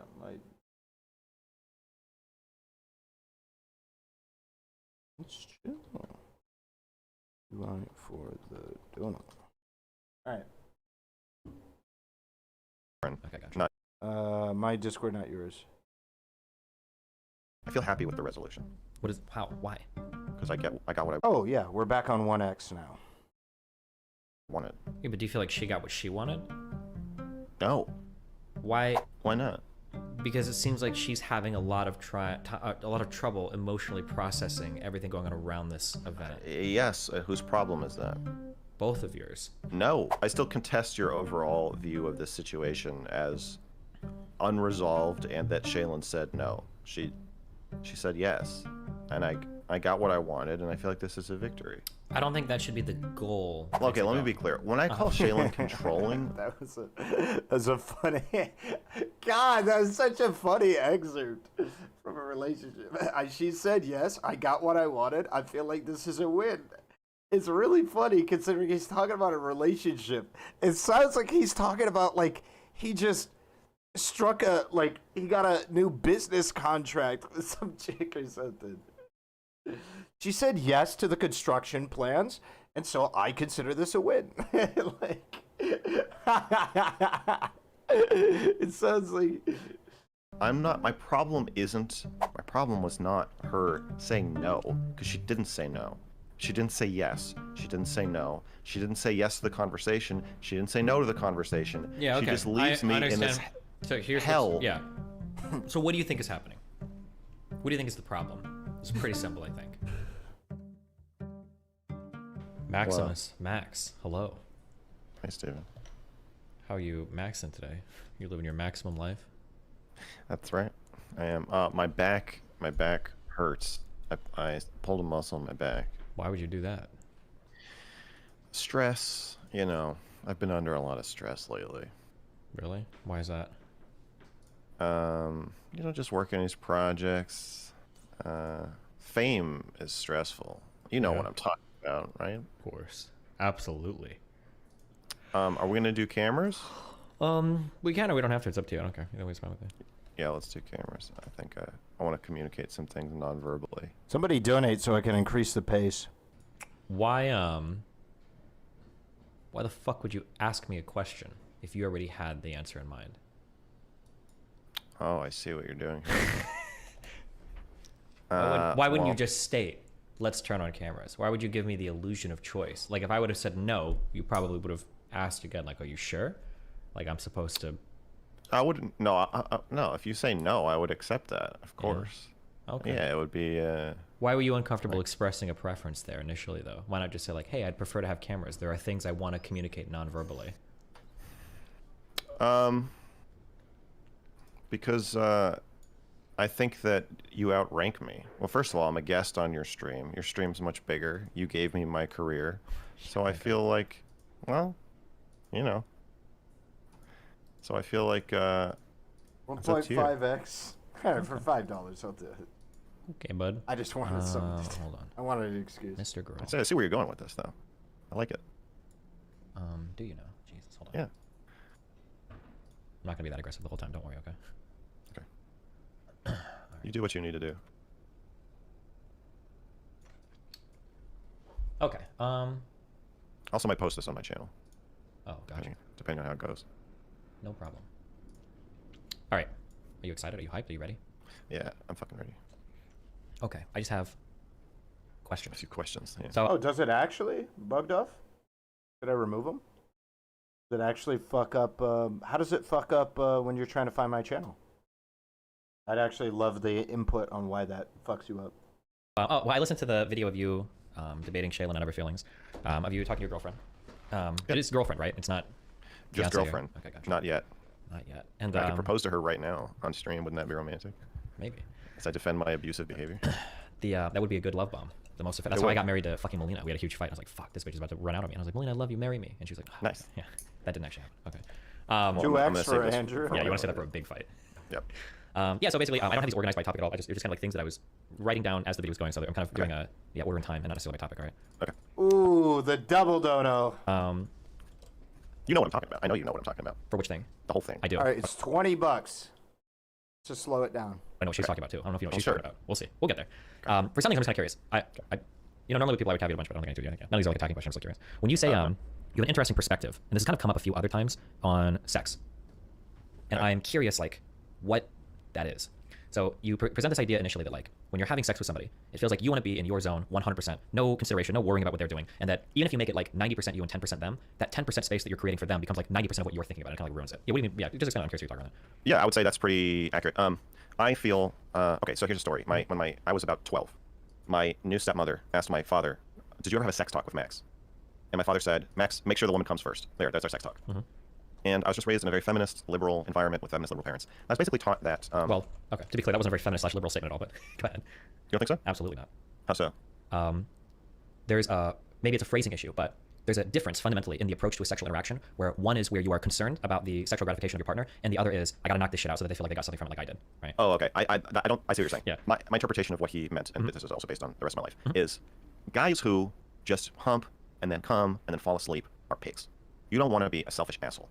You want to be a courteous, empathetic, adaptive lover who is going to satisfy his woman because that's what's important in bed. Okay. I think that's like, I would say that's like level 3. We might get one more level deeper, but that's okay. That's probably okay. Level 1 is like, I don't give a fuck about my partner. Level 2 is like, level 2 is like, I'll make him come first at least. Level 3 is like, you want to be an attentive lover so your partner's having a good time. I think ideally there's like a 4th level maybe, where it's like, me and my partner are like in this mutual pursuit of gratification or trying to satisfy each other, and there's like an inherent or intrinsic enjoyment in that. So like if I'm with a partner that I really like, I'm not getting them off only so that they're having a good time, or only so that like I'm making sure that like we're not uneven on orgasm counts, but because like I enjoy that experience too. Like, I genuinely want them to be enjoying their time with me. That's not necessarily a thing that has to happen, I guess. But yeah. Well, yeah, that wanting can bleed into a feeling of responsibility. Sure. Which I don't think is a bad thing, but it can feel bad. So I mean, I've been saddled with this shit since I was 12. A feeling isn't like, oh, God. Like as a 12-year-old, it feels very weird to be told like your sexual fantasies that you have now are actually misogynistic, almost rape fantasies. With those fantasies you have where you're fucking somebody, that's not what sex should be like. You shouldn't be doing that. Sex should be you're twisting your wrists down so you can rub someone's clit while you're fucking them. That's what real sex is like. And like that's how my sex was for a long time. When I was 16, I was a very good little clit slave. And for a long time after that, and then I started like hating sex. Yeah, I understand because you're talking about like this feeling where it's like there's some like set of actions that I perform that can sometimes suck, and it's like a lot to be thinking about the other person. There's a big It's a weird fucking image he painted for us. responsibility that goes on. I know I kind of like suck all the fun. Like I just want to throw somebody to the couch and fuck until Yeah, I literally basically had never done that except I had one girlfriend who didn't need any stimulation other than just me fucking her. And that was like very nice. But then after that, I didn't like really pick up on anything. I really liked having sex with her, but after that, I didn't really pick up on I didn't learn anything from that. So yeah, and like this mirrored my feelings about relationships in general, is that they're never for me. I feel like I'm always taking care of people, or historically, I always felt like that. That I'm always managing other people's feelings. And like, everybody says I'm an empath, and I don't know if it's true, but I think possibly it is. But I think part of what's made me empathetic is just like being afraid of my parents. Being afraid of what's going to happen if I don't manage their emotions. So just ever since I was a kid, I feel like I'm just tracking everybody's feelings, and trying to keep them from fucking freaking out. And with Shaylin, I mean, she wants me to do that. She wants me to track her feelings. And I speak for both of us, because she will not be making any public statements about this video or our relationship. Sure, gotcha. Damn, I really want to get both of you on here at one point, but okay. Yeah. The seal was broken by the brother Chud. I'll share my from the masses. Yeah, I'll share my view on this, and we'll see if we can find any commensurability between the two of our views, because anybody would like these. So I would consider, I think for me. Wait, should we watch Chud Logic's talk with Shaylin? Now that wasn't that the reason we watched the doll? Hey, listen, if somebody wants to watch it, they'll donate. Fighter, generally, we got a lot of fist fights with people. Fuck, actually, I don't know if that's a good idea. No, we won't do donations for that video. because should we make that into a YouTube video? It'd be weird to make a YouTube video of that, right? No, it wouldn't. Because it's not a reaction. I was going to say because it'd be a reaction of a reaction, but it's not, right? It's Chud Logic interviewing Shaylin, so it would be a reaction of OC. Yeah.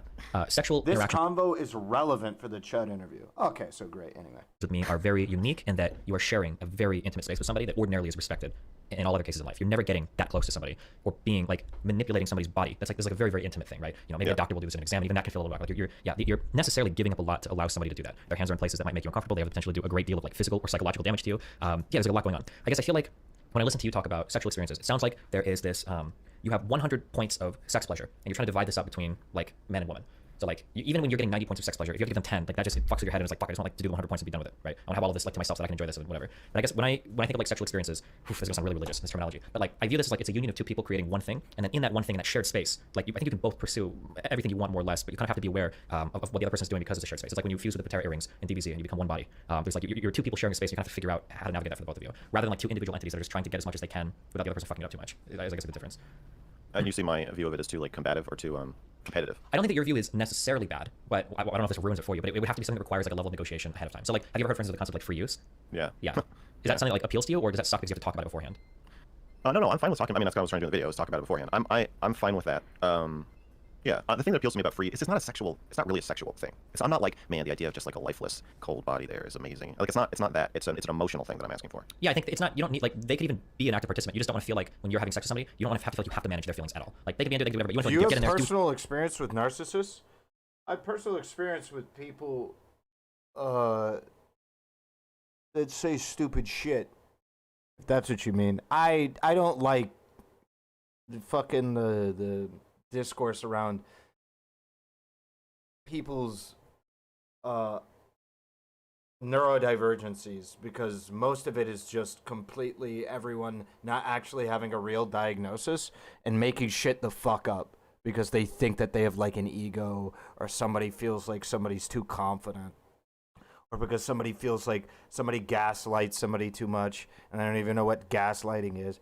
I'm gonna be honest with you, I don't know, nor do I really care. Don't really care, honestly. No. I don't know. I think that shit is whack, bro. Like, oh yeah, this guy's a narcissist. Not to shit on you, by the way. I'm not shitting on you. I'm not saying you're doing that. I'm just saying the reason I don't know is because I'm not like pew, pew, pew, labeling people with whatever shit just because they look at me funny. And I feel like there's a lot of people that do that. You know how it is. You want, and they are 100% self-sufficient in terms of taking care of themselves and everything. Narcissist just means extreme egoism? No, it doesn't. It doesn't just mean that in the context of what we understand. It's not that simple. I think that I want reparations. I mean, just look it up. That dumb chatter, true. I didn't think about that. Let me just look it up. True. So I'm from women. Well, yeah, but what kind of reparations? What do you mean? I feel like something like depression is a really good example of how unbelievably misused it is. I think so many people misuse depressed so often. They say like, I'm depressed. The movie I went to watch was bad. I went through a breakup. I'm depressed. Bro, what? I want agency reparations. Like, I want control. I want selfishness. I want to have that 12-year-old sex I never got to have, 16-year-old sex I never got to have. I want to be more like a 16-year-old. I feel like I'm missing my childhood, my teenage years. So like, and I want Shaylin to just like allow me to be that 16-year-old, careless, selfish teenager, occasionally, and not always, just sometimes. And like, it's not something, I don't know if it's something I'll want forever. And I also don't. I think that our relationship could change in a way, or I could change in a way so that I don't feel like I want that. But right now, I get what you're saying. Like, you're saying I could have that feeling and not have the other person just lie still with duct tape over their mouth. But I don't think where I'm at right now, I don't know if that's possible. I feel like anything now just feels like you're telling me I have to figure out what you're thinking and feeling and deal with it. And I don't want. I need you to just cocoon into yourself, take care of yourself, and I'll see you in about 12 minutes. Gotcha.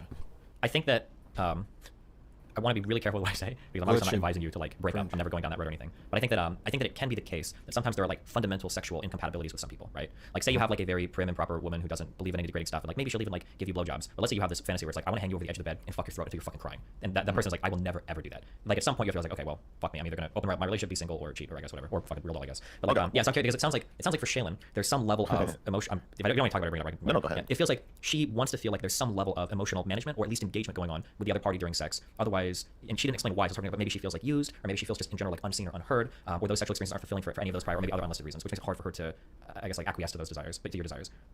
I can give my interpretation of what Shaylin was saying. Sure, yeah, go for it. Okay, my understanding is that Shaylin, first of all, if she was really into it, then I wouldn't want it. What do you mean by that?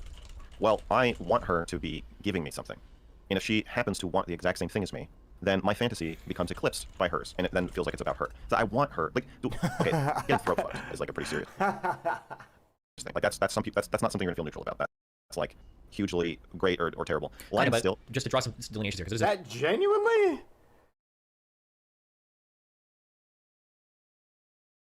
I don't know, dude. That kind of sounds like some shit you need to get over. Like, I understand the fantasy of not wanting to do something sexually with somebody that they don't want to do. I could understand that. But genuinely wanting it so that way your partner doesn't want to do it, that's weird to me. I don't know. I ain't no psychologist, though. Maybe it's a perfectly rational, normal, reasonable thing to have. But, like, I feel like... I'm not a psychologist. I'm not, like, well read on like the ethics of sex. This isn't really something I've considered much. So these people are probably gonna have more experience with navigating that than me, but like I don't know that's an unethical sex practice or whatever. All I know is like I don't know about that one. Interesting, right? Because it sounds like if a girl like threw herself over the edge of the bed, it's like I really want you to throw fuck me until I cry. That experience wouldn't really be as fulfilling for you as if you like rolled a girl over and you were like, let me throw fuck you until you cry and just like deal with it, and then afterwards maybe I can do something. Like you would like that second sex more, right? The one where she's like not because if it's about like well, I want to be careful. I want to be careful too. It depends on what kind of tears you want. So well, I don't mean like I'm sorry when I'm talking about throw fucking, I don't mean crying like because you're traumatized. I mean crying because you like lack of air and whatever else goes on when you're shoving dicks in your throat. It's not that I wouldn't like it, but if I would be serving her, like regardless of what it looks like, if somebody says do this to me until XYZ, then you are effectively serving that person, and like that's fine. I'm not saying I'm against all like service and sex. What bothers me is when there's no clarity about the service. Isn't it always going to be like really hard to find that though? No. Like let's say for instance, like let's say that I'm to find that compatibility. No, to find that clarity. Like let's say that I'm with a girl and I like the idea of like somebody riding on top of me. That's like a really hot idea. For them to do that just for me, I want you to do it just for me. And let's say the girl is even willing to say like, oh, like I don't normally do that, I'm into that. She's like, I'll do it for you because I love you. Well, what's happening at that point? Is she like doing something just for me, or is she doing it because like now it's something she wants to do because she loves me, or like that's what I'm saying. Like, how do you even begin to separate out like what is for me and what's not for me, especially in the context of a relationship, right? That can get complicated. I agree, but I think there's certain markers that I'm looking for to feel like something's for me. So like one, it was my idea. Okay. You know, if Shaylin had said, you know, Max, I was thinking, you seem to have a lot of trouble with blah, blah, blah, and I think that it might be nice for you if I lay perfectly still during sex. What do you think? Then that would start to feel like, what are you tricking me? You want me to do this for some reason. There's a trap. That would Venus flytrap alarm would go off if she did that. But that didn't happen. Another is like, when I asked her, she wasn't like, oh, you hit the nail on it. This is my fantasy. I want this. And then she said yes immediately. So she did say yes immediately. But then I felt like she wanted to make the way we're talking about it about her, which is like a problem for me. Because it's like, okay, I'm getting the thing in a tiny little nugget, but it's surrounded by the exact opposite of what I want. Of like, can you make this conversation where you're asking me to lie still during sex about me? I think like, that there's... No, I don't want to do that.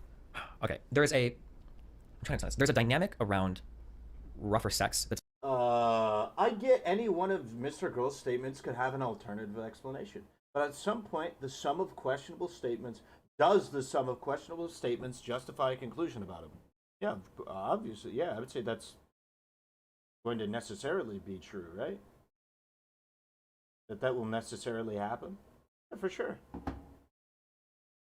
Yeah, 100%.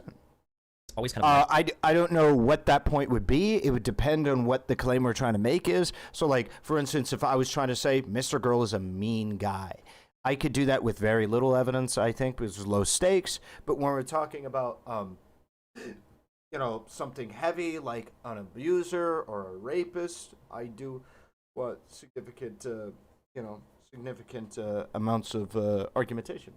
That, and I'm so curious how you feel this. Okay, so I've been with people that like very rough encounters sometimes, and I'm not normally like that, but I mean I can play the role anyway. Okay, but when I'm in charge of like a very rough encounter like that, it's most of my brain power is usually spent figuring out like how is the other person responding, right? And I think that in the middle of that encounter, even though you're pushing really hard, like the only reason it works is because the other person knows that there's some consideration at the end of the day there for them. So it's kind of weird because I feel like in situations where you're in charge of the sexual encounter, you're actually the bitch.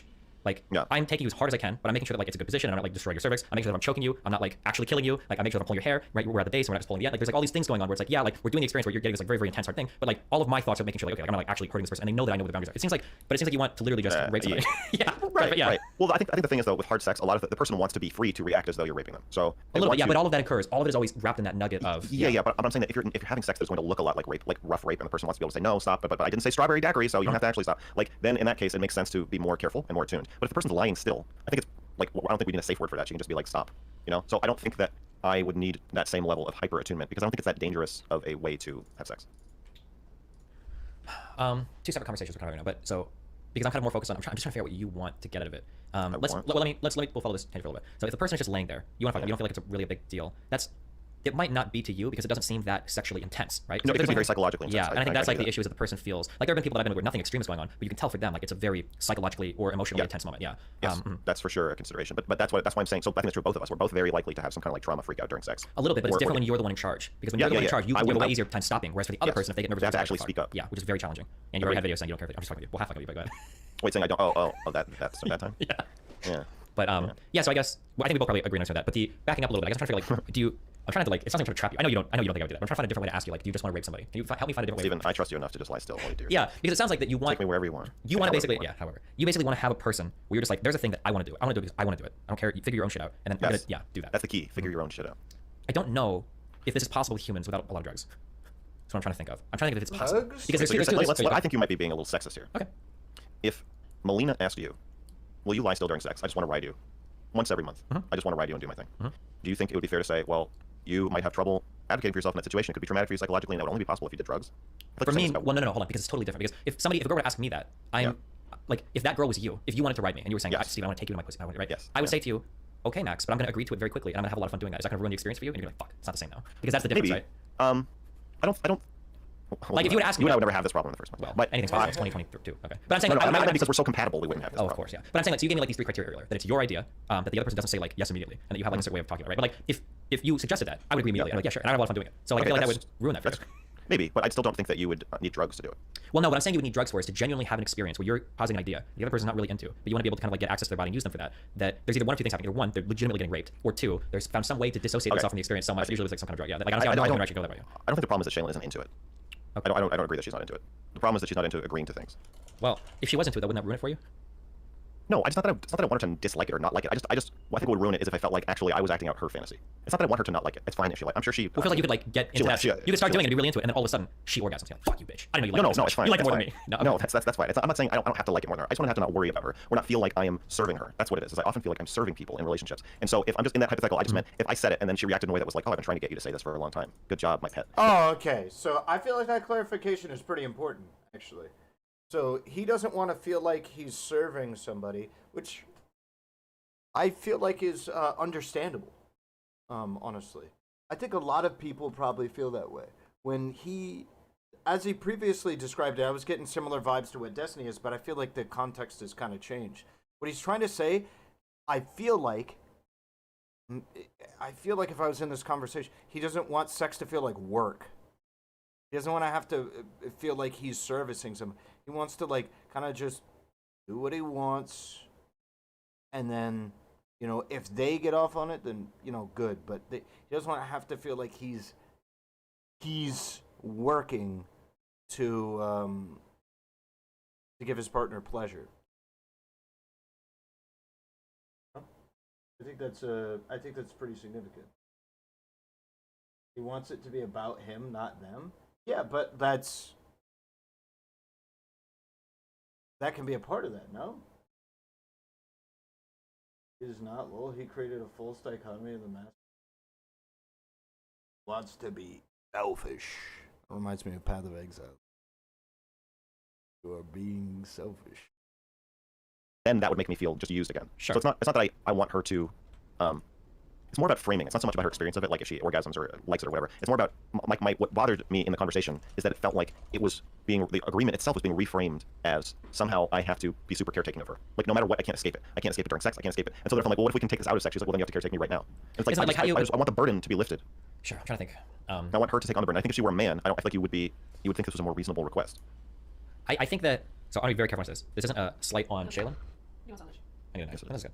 It's not a slight on Shaylin, but I think that's okay if it is. What you're asking for would be like an exceptionally rare thing. I don't think many people can handle that level of self-care when they're that intimately engaged with another person. I think I could, but like I would understand that would be an incredibly rare thing. Thank you. Well, then that's what I need. But so then where do you go from there? If your partner isn't able to like... Wait, she said yes, right? I mean, like, we have the same understanding. Well, at the ending she said of yes the with a lot of obvious emotional reservations, right? Well, that's... Because she said yes, but, that's perfect. But she wants to wrap it in that nugget of things about her. That's the issue. She's never going to say yes to what you're looking for. Because your issue with the rest of the conversation, she didn't. And that's why it fell apart at the end. The issue with the conversation is she said yes to the thing in the middle, and then the rest of it was building the nugget, right? Because that's what you were upset about it for. Like, why are you making this about you? Why can't we just do this thing? Why you guys want to date them on? Like, Jesus. But I said no to the nugget. I escaped the nugget. Yeah, but by even saying no to the nugget is being made, right? Like, if it's a 90-10 thing, by even acknowledging the 10 thing, now it's become the 90 thing. That's what it feels like. Because I felt like that was the majority of your disagreements for like the whole last half of that interview was how to deal with the emotional stuff around what you want to be fundamentally an unemotional experience. Yeah, I'm not saying it went perfectly, but I feel happy with the resolution. Why? Because I got what I wanted. Yeah, but do you feel like she got what she wanted? No. Why shouldn't in a relationship, if you guys are looking at yourself as some sort of singular entity, you come together and join to make some Well, you're putting me in you're putting me in an impossible, like, either if she gets what she wants, then I lose, and if she doesn't get what she wants, then we're not a singular entity. I guess I just don't think of us as a singular entity. No, I mean, you're both individuals, but when you come together in a relationship, especially for sexual purposes, there's one thing that exists in here that like has to be dealt with, right? There's a new thing that's created. Once a month. Okay. I don't want us to come together as a singular entity. I want us to come together as individuals. I want to jack off with her body. Sure. And I want her to do whatever she needs to do to not make it my job to be super attuned to her.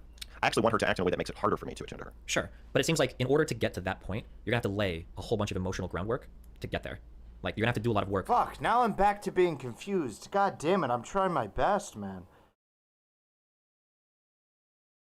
Shit, now I'm back to being confused. Fuck me, man. Shit! To get to that point. Shit! God damn, man, this shit is so confusing. Like...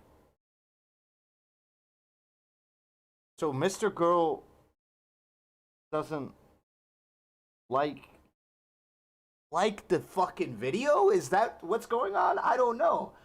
He doesn't seem to be liking the damn video, man. God damn, I got 575 of you niggas in here. And I ain't got no likes, man. That's crazy, bro. What was that? Was that an 8 out of 10? What do you give me on that one? What do you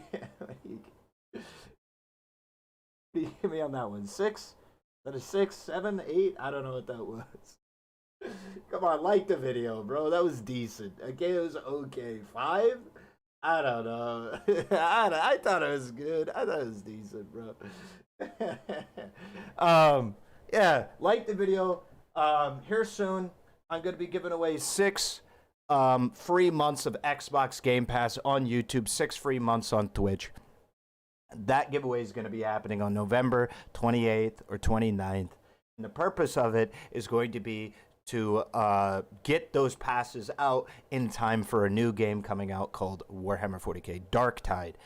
Same makers of Warhammer Vermintide 2. So such similar names. There is a pre-order beta for that game out right now. If you spend the money on it, I believe on Steam, you can buy it, pre-order it, and then there's a pre-order beta. That's what I'm playing. I'm having a lot of fun with it. And so I think there's a lot of people in my audience that could do that. I have a bunch of 1-month passes for Game Pass that are just kind of sitting there collecting dust on a shelf that I never really got around to giving away. So I feel like this is a time that makes a lot of sense. I'm not sure how I'm going to do the giveaway. I think it's wise to do like a form giveaway, but just something that everyone should know. It is, they are U.S. redeemable only. So if you don't live in the U.S., I'm sorry, but they are U.S. redeemable only. But it is, okay? Xbox Game Pass is a great product. I went up to their booth. The employees gave me these passes with the expectation I would give it away. So they were provided to me by Xbox employees. But I believe in the product. It's not like a paid sponsorship or anything like that. I just went up there. I was like, hey, I love your product. I'd love to give away some passes on my stream. And they're like, here you go. And they gave me some passes. So that's what we'll be doing. So, yeah. I feel like we're there. I don't. Hold on. I was gonna say I don't think so. Let me rephrase that. Absolutely not.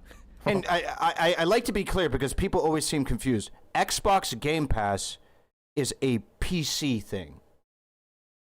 I think as well as an Xbox thing, but there seems to be some confusion when I say this, and I should be more clear. Xbox Game Pass has a PC shit that is a wide library of games.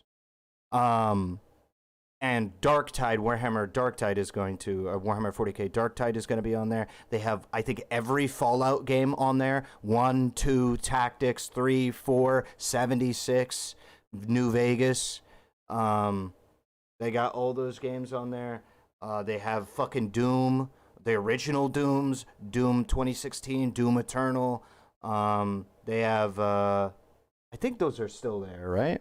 On Xbox Game Pass? Hold up, let me check. And they have, don't they have like Skyrim and shit? Yeah, they got Skyrim, obviously Halo Infinite, Microsoft Flight Simulator. Let me double check. Fallout. Yeah, Fallout. All of the Fallouts are available with the Game Pass right now. So it's a really great package, man. I really believe in the product. No paid promotion or anything. I was provided the codes, but yeah, it's a product that I think a lot of people can really enjoy. So. Yeah, the Master Chief Collection. There's a lot of good shit in there. Why not? Because it seems like she's having a lot of trouble emotionally processing everything going around this event. Yes, whose problem is that? Both of yours. No. I'd see, this is another thing I'm trying to change in my relationship with Shaylin. Mm-hmm. Processing your emotions is your job. Sure, but now, you're both invested in the outcome of that process, are you not? No. Of course you are. You want her to be more emotionally stable and, like, right? It's affecting her. Yeah. I care about that. Mm-hmm. But as far as getting what I want, I just need her to process her emotions. But processing your processing the partner's emotions is a consideration both partners have to play into, right? Because if I can make alterations to my lifestyle that are minimal or even potentially significant that dramatically reduce the emotional distress in the relationship, I ought to do that, right? So if I have to start using different language or something else that could result in lowering of the emotional distress that my partner feels, then I should probably do that. Mr. Girl telling somebody they could just say no lacks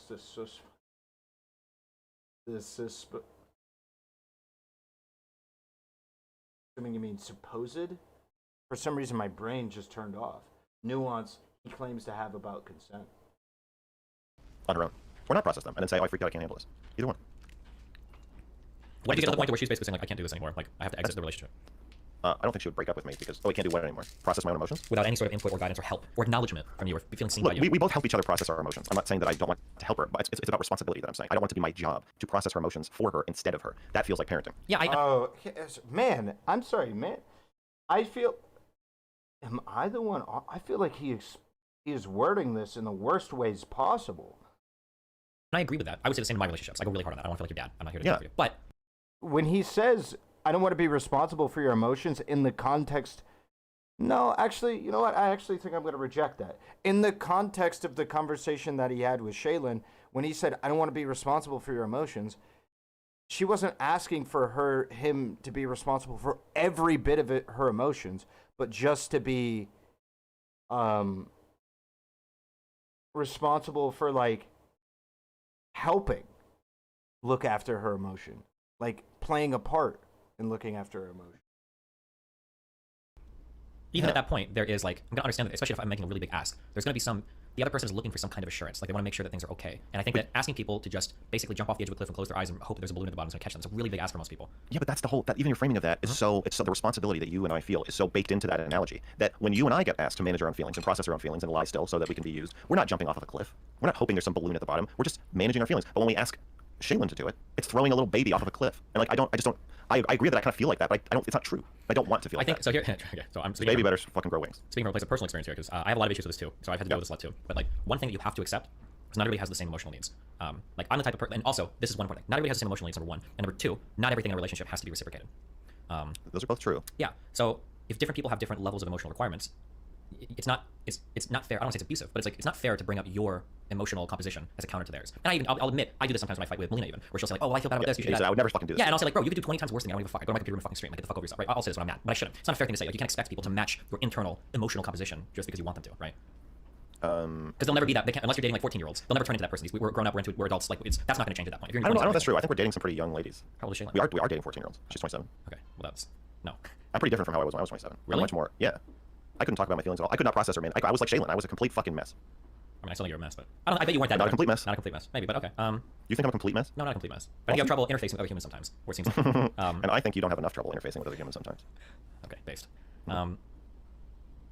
See, just because you can help somebody manage their feelings, and just because they're saying they need you to, and even if they actually need you to, that doesn't necessarily mean you should. I agree, and those are boundaries that I'll set. Like I'll tell somebody, it's usually for fighting, so I'm doing it a bad way. But I'll be like, hey, like if you need this, if you need me to like manage this for you, then get the fuck out of my house. I'm never gonna do it. Right? There are like things that I won't do. I can't do it. But there are things that I will do that I wouldn't expect somebody to do for me because I understand. He wants to say thanks in the most things in the most raw ways possible, and doesn't want to have a caveat. I don't know. Just yeah.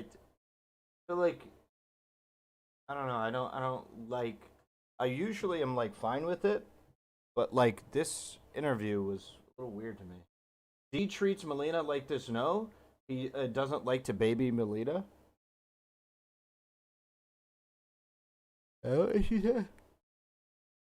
I'm gonna be honest, man. I don't know much about the relationship. I really don't. Stand it. I like Melina. I like Steven. I don't know much about the relationship. I really don't. I really, really don't. So I don't know. An exceptionally emotionally detached individual, but I would never. But if I walk through life trying to place the same expectations on other people that I would want them to place me, I'm probably never gonna find anybody ever because people process things different ways. It's just part of the decision we have to make when we join into a relationship, right? I agree. I do more of the in this specific way in terms of helping the other person process their emotions. I do a little bit more of the lifting there. But the problem is you don't need help processing yours, right? No, I do. I think I actually do, and I ask her for help with that, and she does help me with that. So it's not all one way. I do need help with that. But when it comes to this doll sex, I need a break. Daddy needs a break. Well, no, you don't need a break. You need access to their body, and then for them to shut their emotions off. It's a way bigger ask than just saying, I need a break. No. Right? I don't want to shut her emotions off. I actually need her to not shut her emotions off. Well, you need her to shut her emotions off from you. You don't want to engage with that. That's her. Right. I don't want her to dissociate because that will cause problems. I think that's the concern, is that she'll do this by dissociating. That would not be okay. If I sense from looking at her lifeless body that she's dissociated, then I will yell at her for a whole new thing. I need somebody to be taking care of Shaylin. I just need it to not be me. Once in a while. You need like a threesome with like a caretaker to be touching her head while you're. Yes, and explaining to her how she feels and calling her a stupid bitch and telling her to shut up. Somebody needs to take the reins for 12 minutes. Gotcha. 12 minutes a month.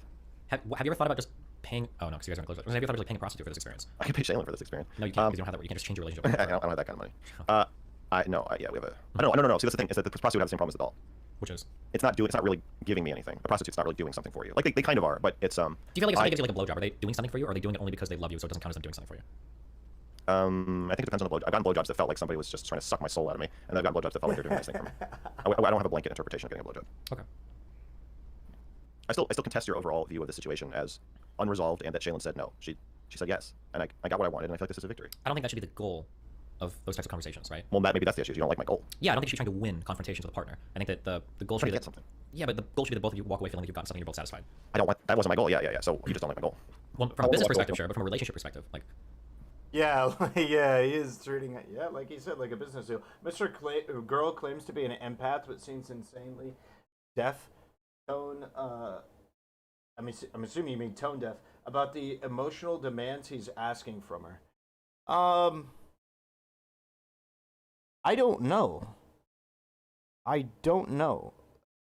The first time I heard Shaylin's voice was like literally 2-3 weeks ago. The first time I saw her face was like a week ago. I have no idea about the intricacies of their relationship.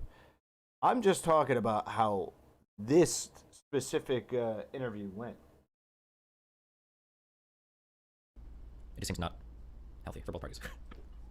Like if Shaylin was trying to extract something from you like that, like you would probably walk away feeling awful, right? It wouldn't be an extraction. That's the thing, is that I would just answer her question. Mm-hmm. Well, again, you would say no, right?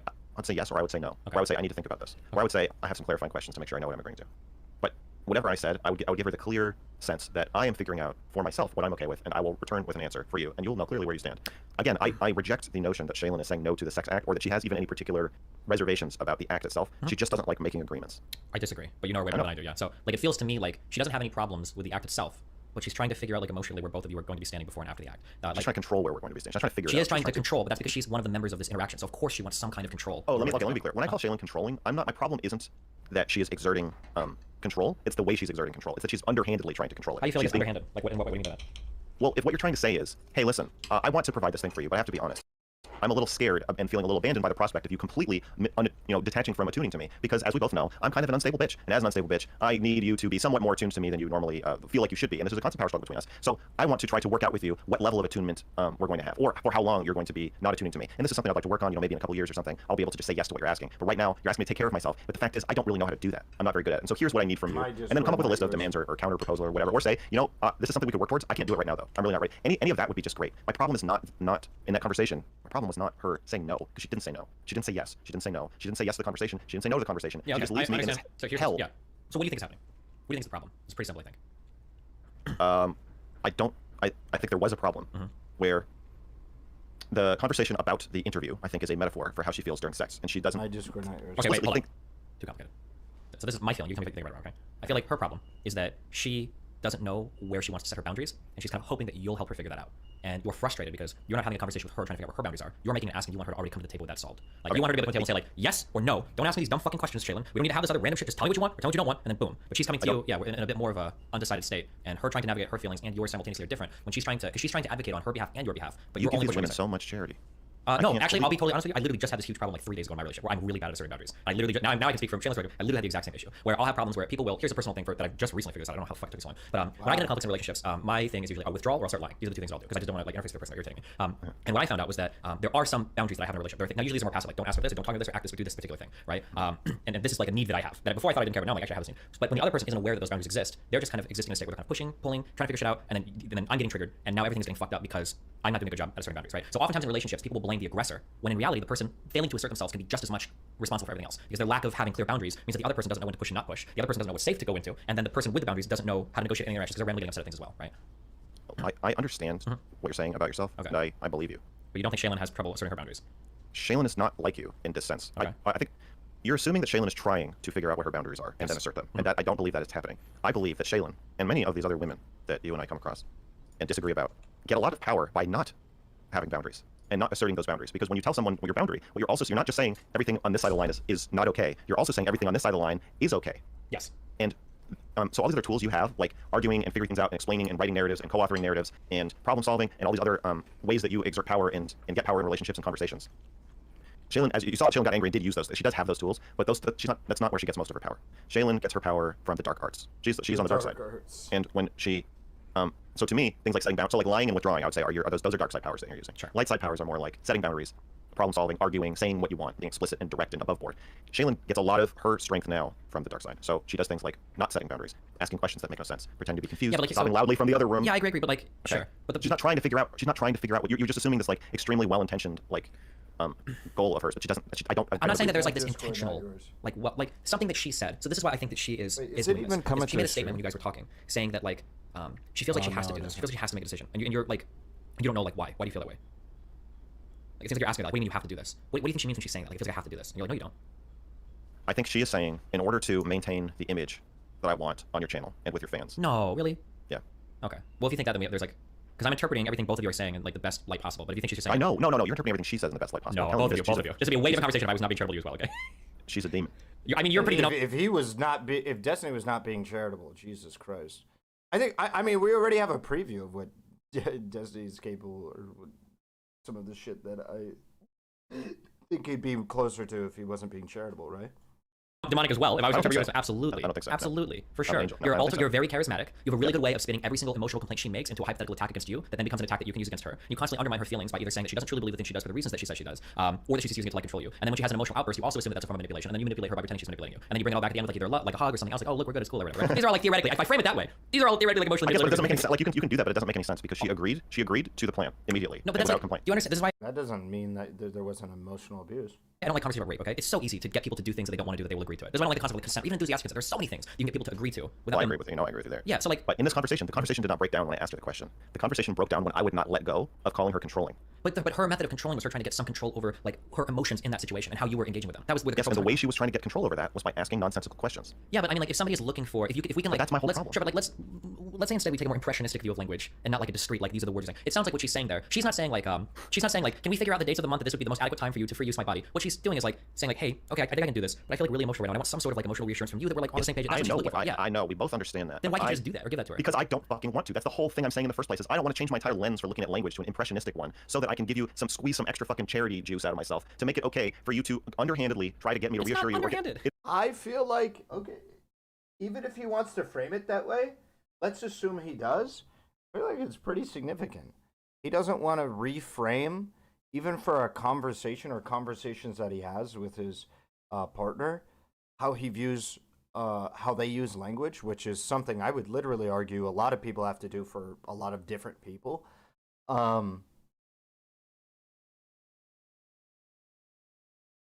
Maybe that is a little bit consistent with Mr. Girl, though. He does like having one type of conversation and a type of way, doesn't he?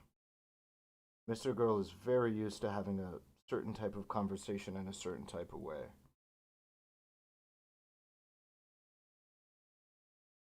He's kind of like Sneeko in that way. Where if the conversation doesn't go in a specific direction, he'll just call you a bot. You're a part of the matrix. Can't really handle a different way to do it. So maybe it is consistent. It is absolutely underhanded. It is absolutely underhanded to ask a fake question to get somebody to take care of you. I think it's completely underhanded, at least for me. Okay, so if I go to like a doctor, if I go to like a doctor, if I've got a thing coming out, right, and I'm sitting there and I ask something, and I'm like, is this gonna hurt? What a fucking stupid question. Like if you were a doctor, you would look at me and you would go, this is a fucking cancer biopsy, Steven. Is it gonna hurt? If I say yes, you're gonna fucking cancel the operation? You stupid fuck. Why would you even ask me? Such a waste of fucking time, right? That's what you're saying. And I would say, okay, well, I was just like looking for a little bit of emotional reassurance. I'm sorry, right? I understand how to do what you're asking me to do. Yeah, sure. I'm saying I don't want to. I don't want to take care of Shaylin. I don't want to be her fucking doctor. I want to fuck her corpse. I don't want to be her doctor. The whole point of the conversation is I don't want to have to lie to you or manage you. I don't want to manage your feelings in this conversation. I don't want to manage them. One thing I've been saying to her a lot is when you want me to parent you, I need you to explicitly ask me. So for me personally, if I'm looking at this outside in, if Mr. Girl doesn't want to regulate Shaylin's emotions during a interview that he set up with her for content for his channel, when the fuck, or during sex, when the fuck is he gonna do it?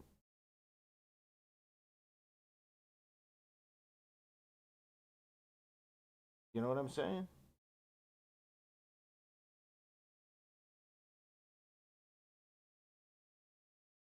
To parent you. I don't want you to try to get me to. Yeah, but even at that, you need to use different words because nobody wants to feel like she's not really asking to parent you. She's asking she is. No, it's from fine. your perspective. But from other people's perspective, I just want you to be a normal, caring partner that's like has an investment in my feelings. Fuck that. No, so I don't want appeals to normality. See, this is what I see in a lot of responses to this. I see people just being like, well, why can't you just be normal? I'm like, well, okay, being normal means the man just is parents the woman. That's what you mean by normal. That's what the default is. And I don't want that. I don't want that for my relationship. The reason why that's great. And I said the exact same things to Lena. She'll say like, hey, like this is like a normal thing. Why can't you do this? And I'll say, well, if you want a normal thing, go find a normal guy because that's not what the fuck I'm here for. So I understand. I can empathize with you there. But you have to be aware of where the normal spectrum lies so that you can understand when you're making requests that are way outside the norm. I do. I absolutely understand that I am making a request that is outside the norm. And when I say, when my girlfriend wants me to become her dad, she has to actually know that that's what she is doing and say that. And so she said in the conversation, hey, can you take care of me for a second? I feel freaked out about this. I might have said yes. Or I might have said no. I would have been free to say no or yes, as I see fit. I would have been able to set my own boundaries. But by blurring her request and by saying, no, you've already agreed to this. You've already agreed to take care of me. And the way I'm going to ask you is by asking stupid questions that make no sense and sobbing in the other room. No. Then I don't want to. I need explicitness. Sure, I understand. I think the realization that you have to have then is that what you're looking for, one, she might not be able to even rise to that standard. I don't want to say rise. She did. No, she did. She eventually did. After crying in another room and yes, trying to manipulate you. Yes, if you want to, yes, she did a lot of horrible things that nobody's proud of in the conversation. But at the end of the conversation, I held my boundaries. I didn't rush to the other room and say, hey, eventually, she, was naked face down on the bed just like I asked. But doesn't this get back to the thing that Destiny brought up a minute ago about? I'm not gonna say like he raped her or anything, but about rape, where you can get to the finish line, but how you get to the finish line, the finish line being a yes, let's have sex, but you can get there in a way that is like unethical. Isn't that why they agreed about the whole line of logic about rape? Like Mr. Girl agreed with it. Oh yeah, like there's definitely ways you can get a yes, get a thumbs up, and have somebody reciprocate and still have it be unethical. If you were to ask her, does she think that there was a positive resolution to everything? Do you think she would say yes? No, because I got what I want. I don't know what she would say. Is there? Well, but isn't that like a point? I'm so happy that I don't know what she would say. I feel so proud of myself that I can have my own narrative of what happened that is not dependent on hers, and she can have her own narrative. Okay. That's what I want. What I want is to just like have something be for me. And I need, the only way we can do that is if Shaylin delineates when something is for her. So she has to be more explicit about when something is for her and what role she wants me to play and what role she wants to play. And the more vague she is, the more power the underhanded person gets and the less power the explicit person gets. I don't want her to derive power from being vague.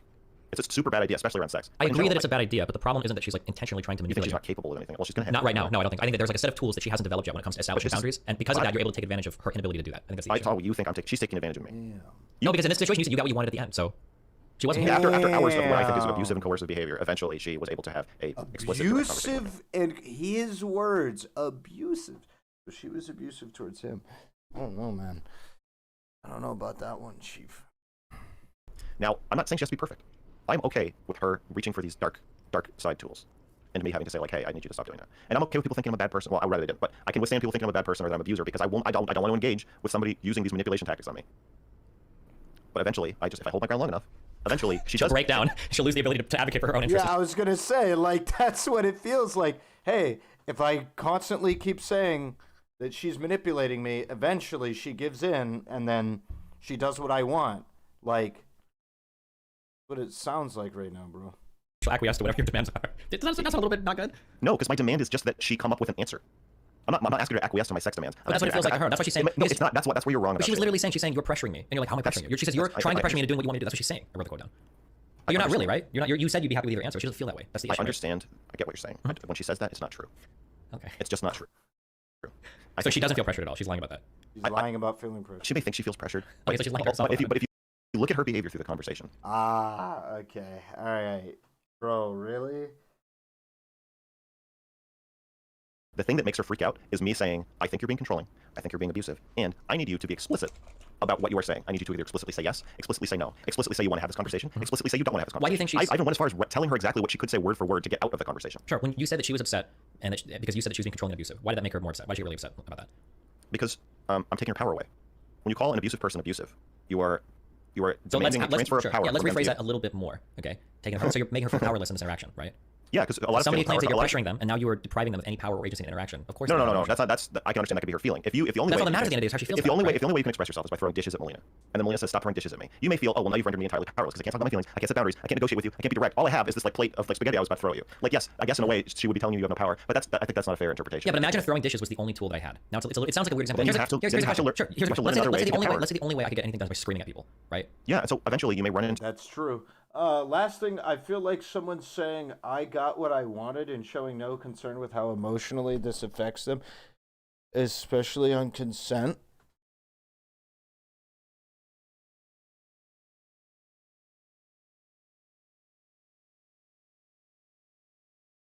You missed some words in that sentence there.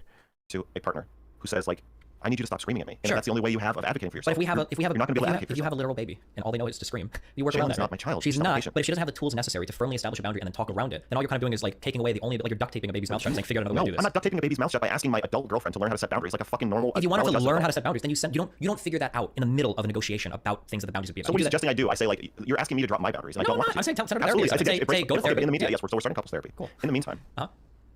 You're suggesting I just drop. I'm saying she was breaking my boundaries in the conversation repeatedly. Every time we hit a snag, it's because I'm saying I don't want to communicate this way. You can't aggressively assert a boundary like that and say that my boundary is that when we're discussing something that I want, you're not allowed to obfuscate with questions. That's not a boundary. You have like a force field going into their brain. Okay. No, that's not the boundary. She can do that, but I am going to then derail the conversation and only talk about it until she stops. So I'm saying I won't participate in the conversation. I won't participate in a conversation where you're saying, I don't know if I want to be talking about this. I'm not sure. That is going to break the negotiation. Then stops. There's no more talk about sex after that. Then the only conversation we can have is, well, are you in the conversation? Or are you out? Or are you making a power play by having one foot out the door? And if it's that one, that's all we're going to talk about for the rest of the conversation. I refuse to budge. Wait, stop. You admit that this is me setting about. I'm not reaching into her brain. I'm just saying I'm going to flail and not fucking move an inch until. It feels like you're the one that's more emotionally composed than the other in this situation, and the other person is flailing. And every time they're trying to, they're like sliding off a mountain, trying to grab a ledge. And every time they grab something, like, that's abuse, that's controlling. You're gaslighting. And it's like the other person isn't trying to do that. They're just trying to get their footing. But somewhere. That's how all abusers feel. She's not the abuser in this interaction. You're the one making the ask. She is the abuser. I think that you're the one making the ask for something. It's making her uncomfortable for some reason. You have to figure out why. Okay, having been abusive in various interactions, I know what it feels like when you resort to an abusive tactic. Sure. I've been abusive with Shaylin recently. I've screamed at Shaylin. But I know that when I'm doing that, I feel like I'm sliding down a mountain and grabbing on to whatever I can. I think that there's a difference. I think there's a difference between an abusive tactic that somebody uses to get control of themselves or to feel like they have presence in a situation versus an abusive tactic somebody might use to get something out of somebody else, right? I don't know if that's true. I think, in my experience, every time I've never screamed at a girlfriend to try to make them do something.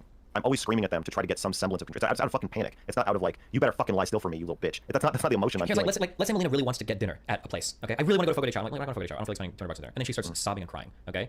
this is a little bit abusive. What the fuck, dude? Are you serious? We're gonna do this, right? Okay. Let's say there's a different relationship, and I beat the shit out of her every time I lose a game of League. Okay, so she's gonna beat up a lot. Okay. Let's say that one day I come walking out of my room and I look like I've been playing League, but I haven't. I've been playing a different game, so I'm not a miserable fuck. But she sees me, and as soon as she sees me, she starts like crying to get me to feel bad. Like, is she technically being abusive there by trying to manipulate me with her emotions? A little bit, but it's way different than the Fogo de Chao thing, right? Like, there's a difference between being reactive in terms of how you're retreating a conversation in an underhanded manner versus like proactively trying to get something, elicit something, extract something from somebody else. I think these are fundamentally different. And to call all of it abusive, I think misses the point of what's actually happening. We're missing what's going on in the interaction. Like, if Shaylin were to come to you and she would be like, hey, like, I really want to peg you tomorrow, and you're like, I don't know, and she's like, okay, this is bullshit. Like, you're not hearing, I don't feel seen, but you're like, well, you know, like, no, like, I don't know. I would never react that way. That's great. I don't care how you react. But I'm saying in that case, if she was using the same tactics, but she was making the big ask, then I'd say like, okay, yeah, this is like pretty shitty or abusive. I guess. Okay, but that's not what happened though. The analogy would be if I said, yes, you can peg me tomorrow.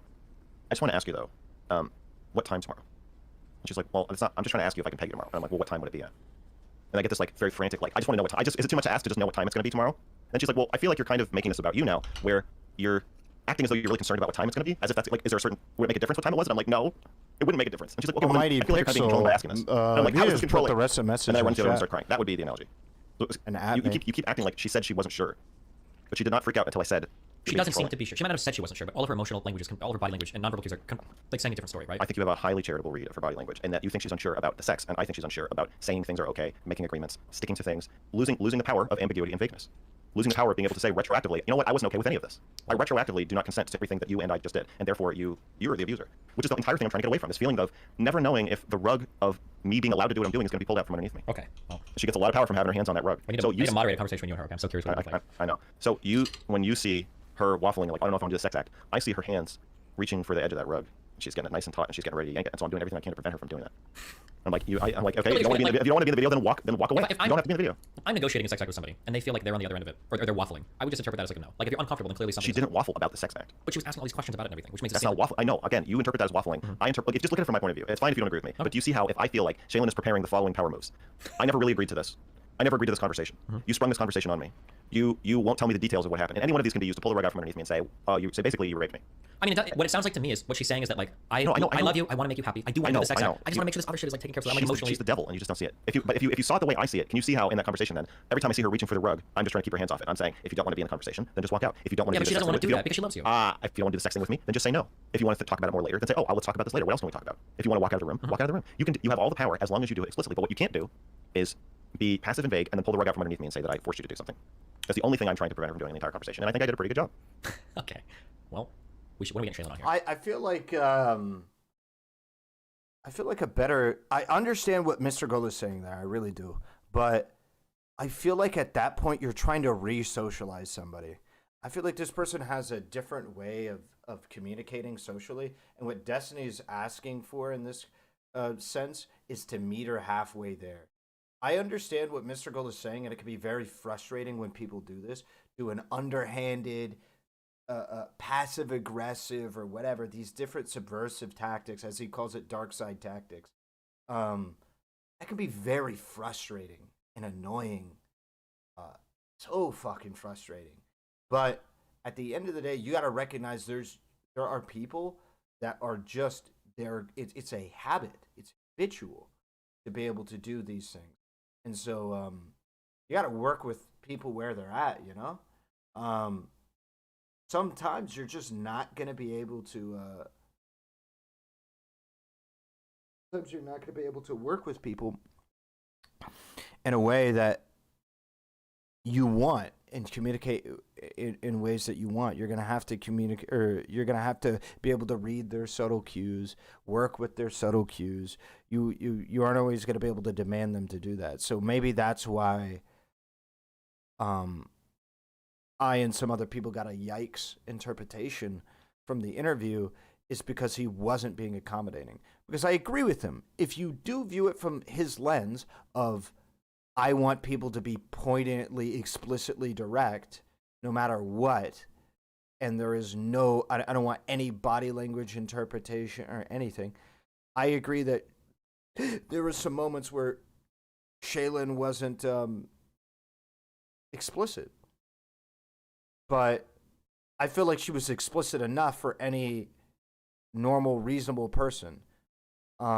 And Mr. Girl would even maybe agree with that, because Mr. Girl knew what she was implying in a lot of these situations, knew her nonverbal cues. He just rejected the idea that these nonverbal cues be taken into consideration because they weren't explicit omission. I just think that's unnecessarily bizarre. It was pretty direct. No, there were some things where she was underhanded. I don't remember exact quotes, but there were some things where she was more underhanded. Max. I think I have to protect her from the masses. Why are you doing her videos? Because I'm a bad person. Because I think it's different. Because in a video I can control what happens. I can edit it. I can. It feels weird that because both of us right now have a different interpretation of her internal emotional state. And yes. Well, Shaylin's not the best at interpreting her emotional state anyway. No, but I feel like Shaylin would have an interesting perspective on Shaylin's internal emotional state. Worth considering. She would, maybe. but I am going to protect her from live streaming. Okay. Gotcha. Well, also, even if she comes on and agrees with me, you're not gonna be like I stand corrected. You're just gonna say like, oh, I guess he got to you. No, I would be surprised. There are tons of things that she could say that would dramatically change the way that I view the situation. That's absolutely possible. Like she might say, like she could come on and she could say, That's funny. That's a bit of It's funny because that is a bit of projection, isn't that funny? That Mr. Girl said that if Shaylin came on and said she wasn't abused by Mr. Girl, that wouldn't affect him at all. The foreshadowing on that projection was pretty interesting. I have a lot of personal problems sometimes setting boundaries. Like I have no problem doing things with Max. Sometimes I get nervous and I just like ask like stupid fucking questions that don't matter like in a week anyway, and then we get around to things like none of it ever mattered. But I don't know why I just have a habit of doing dumb shit. Like if she says like okay maybe I do dumb shit. Like I give really good advice on my stream and I follow none of it. Okay, I have a whole bunch of problems in my relationships where I just do dumb shit. So like I can believe that like people fuck up and do things. She could also say other things though that would reinforce my view. She's like I don't actually like any of these sex at all. But, like I super love Max. And I feel like when he talks to me like he's always on the verge of being super pissed off at me. That like anytime I try to get any clarification on anything ever, he gets really mad. So I feel like I have to talk around it just to get like some emotional reassurance because I can't ask for it directly or talk about the act directly, and then that leads to him like she could say that. Like, she would be so stupid if she said. I mean, no, she wouldn't be. She would just be expressing her emotions. Like, but that would be so stupid because I'm literally telling her if you just say explicitly what you're feeling or what you want, then we'll be fine. Yeah, but it doesn't matter that you're being underhanded. People aren't computers. You don't input code and get a exactly. They're getting to it now, which is just that. I agree with Mr. Girl. It's so frustrating dealing with people who aren't direct, and it wouldn't surprise me if there's different situations where Shaylin is very underhanded and whatever, in many different ways, because there's just people who are socialized that way.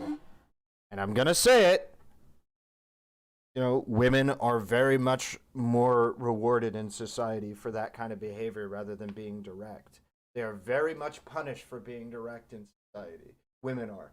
So they often get socialized to be far more indirect, far more subtle, subversive with what they want. Because when they're direct, they get shot down and it's not taken seriously. So there's going to be more women who do the subtle strategy. So it does cater to the idea that subtle strategy would probably work for Shaylin probably throughout her entire life in the past. However, I think that we should accommodate half of the population of people in how they're socialized. I don't think we should go hyper direct, hyper consideration. We should just accept nothing else. I think we should probably consider half of the population when we're like a little bit mad that people aren't as direct as we like. We should probably be like, hey, you know what? Yeah, I can work with this, and then kind of work with them. But anyway, Sensei Tumbleweed, thank you for becoming a member, getting some of them emotes, having a green name in chat. Thank you. Reliable response every single time, right? We work on way more abstract levels than that. Most people do. It's like the more human thing to do. I think you're too charitable to women. It's not to women, it's to people. I do this dumb shit. I think you're too charitable to women. How? Why? See, people keep saying it's because you're a coomer, or it's because you're trying to fuck Britney Simon or something. I think that's stupid. Obviously, I don't think you're trying to fuck Britney Simon. Okay. I just think you're too charitable to women. I'm charitable to everybody. I'm being very charitable to you in this conversation. Maybe you're not being too charitable to me. I'm being very charitable to you. If I wanted to, I could have a voice conversation with you where I just call you an abuser and hang up. Wait, but is that what you think? There's a chance you could be, but I'm not leading into that as much. Wait, but what do you think? What do you actually think? I think I've told you what. I think that... What's the nicest way to say this? I think that some people have... No, I don't want to say the nicest way. I want to know what you actually think. Like, sure. Are you gonna I think that some people are charismatic and they know how much they can get or push other people into agreeing with, and that some people... I think that some people can unhealthily thrive in the ambiguity of other people's personal boundaries. I used to do this in my early 20s. If I knew that somebody was waffling on something, I could always put a foot in there and force you into a position. Very, very, very easy to do that. I don't do this anymore, but I understand that feeling of like, if you're undecided, I will make the decision for you, and I know I can do that. And that's a thing that people do. And when I watch you and Shaylin interact sometimes, Shaylin's boundaries and borders seem very, very ill-defined sometimes, and you can very much like step a foot in and go, this is where your boundary's gonna be. If you don't like it, tell me that you fucking hate me. You don't hate me? You do love me, right? This is your boundary. Stop being stupid. Boom, boom, boom. That's the feeling that I get when I watch you. I feel like you're conflating two things. You're conflating me saying what her boundary should be with me telling her she has to have one. If I was trying to just talk her into having doll sex with me once a month, when she asks what day of the month, how we're counting it, wouldn't I just say, however you want to count it? If I'm trying to get if that's my goal, wouldn't I just say, yeah, let's do it by calendar month? Yeah, but you won't say that because you feel like she's playing a game and you don't want to play it, right? Okay, so then the thing I'm trying to get her to do is be explicit and set. Yeah, because that's what I'm not sure because of the power dynamics of the because I don't know, I just don't see enough right. That's why I'm honest. I don't go into like, oh, Yeah, I don't know, yeah. But it could be the case that I don't know your history. Maybe she's asserted a certain boundary in the past that's really angered you. And maybe she actually does super love you or is infatuated or whatever. And she's worried that if she asserts a boundary that you don't like, you're going to react negatively. And that's where she says, like, you're pressuring me. Even though from your perspective, you're not pressuring at all. You're not trying to pressure you. Just pick So what something, do you? whatever, right? But what do you think? Are you saying you don't know? I can only give you, like, degrees of probability. Like, the way function doesn't collapse Well, until I where talk to her. I just told are you. you Like, oh, in terms of what? Or which part? I don't know. What do you think of me in this situation? My thoughts don't crystallize until I get more information. So I'll tell you what my thoughts are. I've been really, like, hard on the perspective that I think Mr. Girl needs to be more open to less direct lines of communication that are pretty obvious. I feel like the subtleties that Shaylin was displaying there were easily readable, very easily readable, to the point where even though I do agree that more direct communication tends to be better, like, it's not that tough. Like, if she was, like, fucking cryptic as shit, hieroglyph reading, like, now we're in a territory where it's, okay, this is getting weird. Let's talk about how that shit works. But, like, I feel like she's, at least when it comes to the subtle shit, it probably is just wearing on him, you know? Crying in the bathroom subtly. Yeah, right. Vlad the Impaler's. Yeah, you're on it. Like, I feel like she is doing the less direct. She's not going, Max, I believe that you were the one of it. And just to be clear, in regards to subtle people, she's one of the more direct people I have seen who have a subtle, like, have subtleties to them. Yeah, she was pretty, through most of that interview, she was quite direct about it. I don't want, like, the takeaway to be from this that Shaylin is a very subtle person. It's just that Shaylin has some subtleties that I can see, that Max can see, and is probably taking issue with. And so, yeah, it wouldn't even surprise me if Shaylin is more direct than me. But yeah, I consider myself a direct person, but Shaylin is also, based on at least just that one interview, my Discord, not yours, what I saw. I keep saying that as a habit, but I don't think anybody can hear it.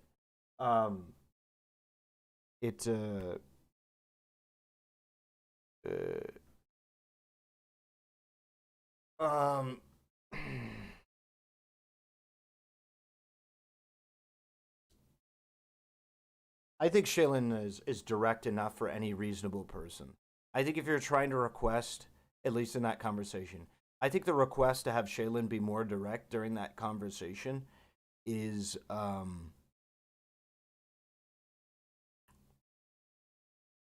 think it's just a waste of time. It's unnecessary. It's redundant. You can understand what she is. I have empathy for people that say that certain people should be more direct, who it's difficult to read, it's difficult to understand. It's like you don't really know what's going on, right? You don't really know what's happening. I have different stories I could say, primarily, albeit from like twit longer stuff, where it's like very, very difficult for certain people to get reads on people. And you know, I feel bad for that, but that interview at least with Shaylin, like, bro, I feel like it's obvious. Hard to say. Okay. It looks kind of abusive, but I don't know. But I don't have information. You guys been together for what, like 7 years or some shit? So. Okay, so I think you're too charitable. 7 years. Okay, maybe. And not in the sense of I think you are purposefully taking a charitable view of women. I'm saying I think your actual views of women are too charitable. When you say charitable, what you really mean is like infantilizing or something, right? Or what do you mean by that? I think the part where whenever you create a metaphor to compare my relationship to Shaylin is that she's like a baby or with duct tape over her mouth, or she's like a doctor's patient. I think that's kind of infantilizing. Mm-hmm. Not necessarily that you're infantilizing women, but that you just seem to take it for granted that like I should be parenting her. So I guess that's kind of infantilizing, but it's more like Well, I guess when I see it's like you don't want. I can guarantee you, Destiny would say the same thing about women in a relationship towards men. Right? I haven't heard it. Obviously, if I had heard something, that led me to a similar conclusion as Mr. Girl, I would have said something. But I haven't heard anything inside of this conversation that to me comes off as Steven is actively not criticizing somebody because or is giving arguments towards men that he wouldn't give towards women. You should be, you should emotionally look after your partner if you're a woman. You should emotionally or sexually look after your partner if you're a woman. Like all of the key notes of advice, you should be considerate that men have a more direct or can have a more subtle way of going about communication, depending, whatever, if you're a woman. Like nothing I have heard from him would be exclusive that I would expect to see him have a different take if the genders were reversed. I want to just tell her, like, well, fucking grow up. Yeah, there's, I guess when I see a dynamic where one person appears to be far more aggressive and confident, the other person is a little bit more wavery, I tend to, if this is the totality of like a person's boundaries, like this, and they're like wavering like here, I'll instantly assume it's like all the way on the other end, because I'll grant that, because like it could be, and I don't want to force somebody to agree to something or do something where they're not 100% like with both feet in the water or whatever. So it looks charitable, I guess, but well, you're very charitable about the intentions of women. Not necessarily. What do you mean? I think we actually. Well, I'm like, the whole video. Okay, we agree that Shaylin is manipulative and trying to get power. And that's exactly what I was going to say. She is absolutely trying to get power. I just don't agree that that's always a bad thing. If somebody feels powerless in an interaction, I would expect them to try to get power. That makes sense. I don't think it's a bad thing necessarily. And if somebody's constantly vying for power, then there's two possibilities. Either one, they're an abuser or a predator, and they're trying to gain an unhealthy power. Or two, they feel powerless in an exchange, and they're trying to at least feel heard or seen. I think those are the same. I think they're totally different. I think that's exactly what abusers and predators are. Okay. People who feel powerless, who cannot feel powerful via normal means, and so they resort to the dark arts. I disagree, but manipulators. I mean, if you could get all the same power by not being manipulative, why wouldn't you just do that? Well, because you're talking about a fully fleshed out, fully matured person that's able to establish like this. Like fucking probably less than 2% of people on the planet are capable of like setting and respecting, having like super strong boundaries and doing that in the middle of discourse. It's a really difficult skill to pick up. You have to be very deliberate. Well, it's a spectrum. Sure, and Shaylin is obviously pretty far down on that spectrum in the opposite way that she should be. Yes. I guess I think the way you frame it enables her to stay there. It's not that I'm enabling her. Slack instead of just being like, well, yeah, we're gonna have an impact. Anytime she says the only way I'll interact with you is in a way that you think is abusive. Well, that's because then, I'm talking to you right now. I'm telling you. Why should I pick up the slack? Why are you saying? Because you can't. Because I'm not talking to her. If I was talking to her, my conversation would have nothing to do with your actions. My conversation with her, like, hey, you need to figure out your boundaries way better before you engage in a conversation with Max. You need to figure out like what's okay and what's not okay. You need to be able to communicate with him in a language that he understands. You have to like, if you feel yourself getting emotionally dysregulated, pull back from the circumstance, take an hour, and then come back. That would be my suggestions to her, right? But I'm not talking to you. An hour of sobbing loudly, a silent hour. Well, it depends on how upset she is, right? I guess my problem is that you're asking me to enable her, and you're saying because okay. So then this issue then is that Mr. Girl doesn't want to because Shaylin isn't able to set boundaries and commit to boundaries in a healthy manner. They seem to agree on. It seems like Mr. Girl takes issue with the idea of like consoling her on her journey to be able to set boundaries more effectively because it feels like he's enabling her. I don't think that's I think that is a reasonable thing for him to believe, perhaps. I think I'm okay with saying that's reasonable for him to believe.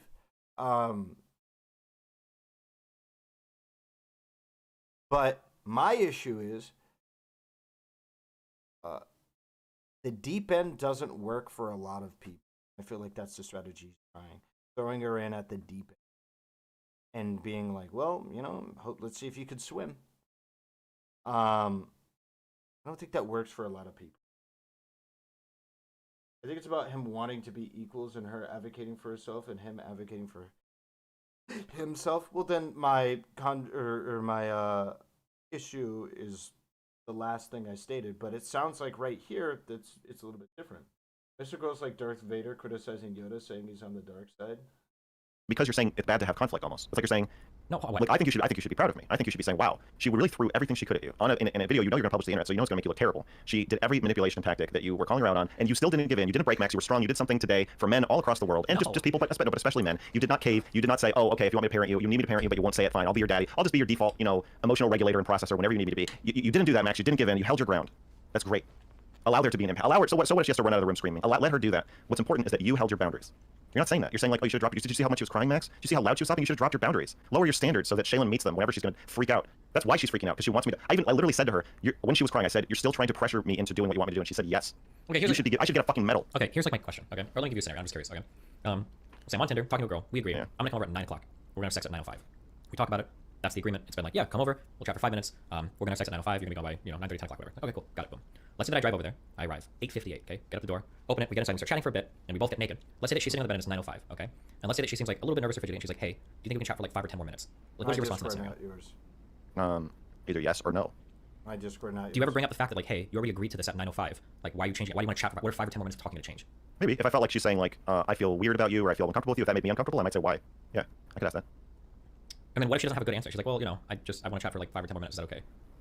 I guess like the point that I'm getting at is it seems like people aren't always great at expressing themselves. I don't think you're necessarily treating them like a retarded child to say like, hey, well, let's figure out like what's going on, right? I think it's okay to try to take a step back and figure out like, well, emotionally, if something's incongruent with you. But I don't have to have sex with her. That's what I'm saying. It's like I'm okay with showing up. You literally started off this video with Shaylin by saying you have to have sex with me, right? Like, well, I didn't mean right now. I mean eventually we have to have sex. It's the same thing, right? Like you're saying, no, it's not the same thing. Being showing up somebody's house on a Tinder date on a one-off one-night stand is not the same thing as being in a long-term sexual relationship with somebody. Yeah, Shaylin feels like there's a non-negotiable kind of on the table. She's trying to there is. We have to have sex. Eventually we have to have sex. That's a fact of romantic relationships. If you don't, then your relationship is no longer romantic, or you break up. But in order to have an ongoing sexual relationship, you have to have sex. Sure, I agree. Eventually. Yeah, of course. Okay, so that's all I was saying. I was saying like. Sure, but the framing of it that way, and then like the. Well, I think it's important to acknowledge like that she feels raped just by the virtue of being in a relationship.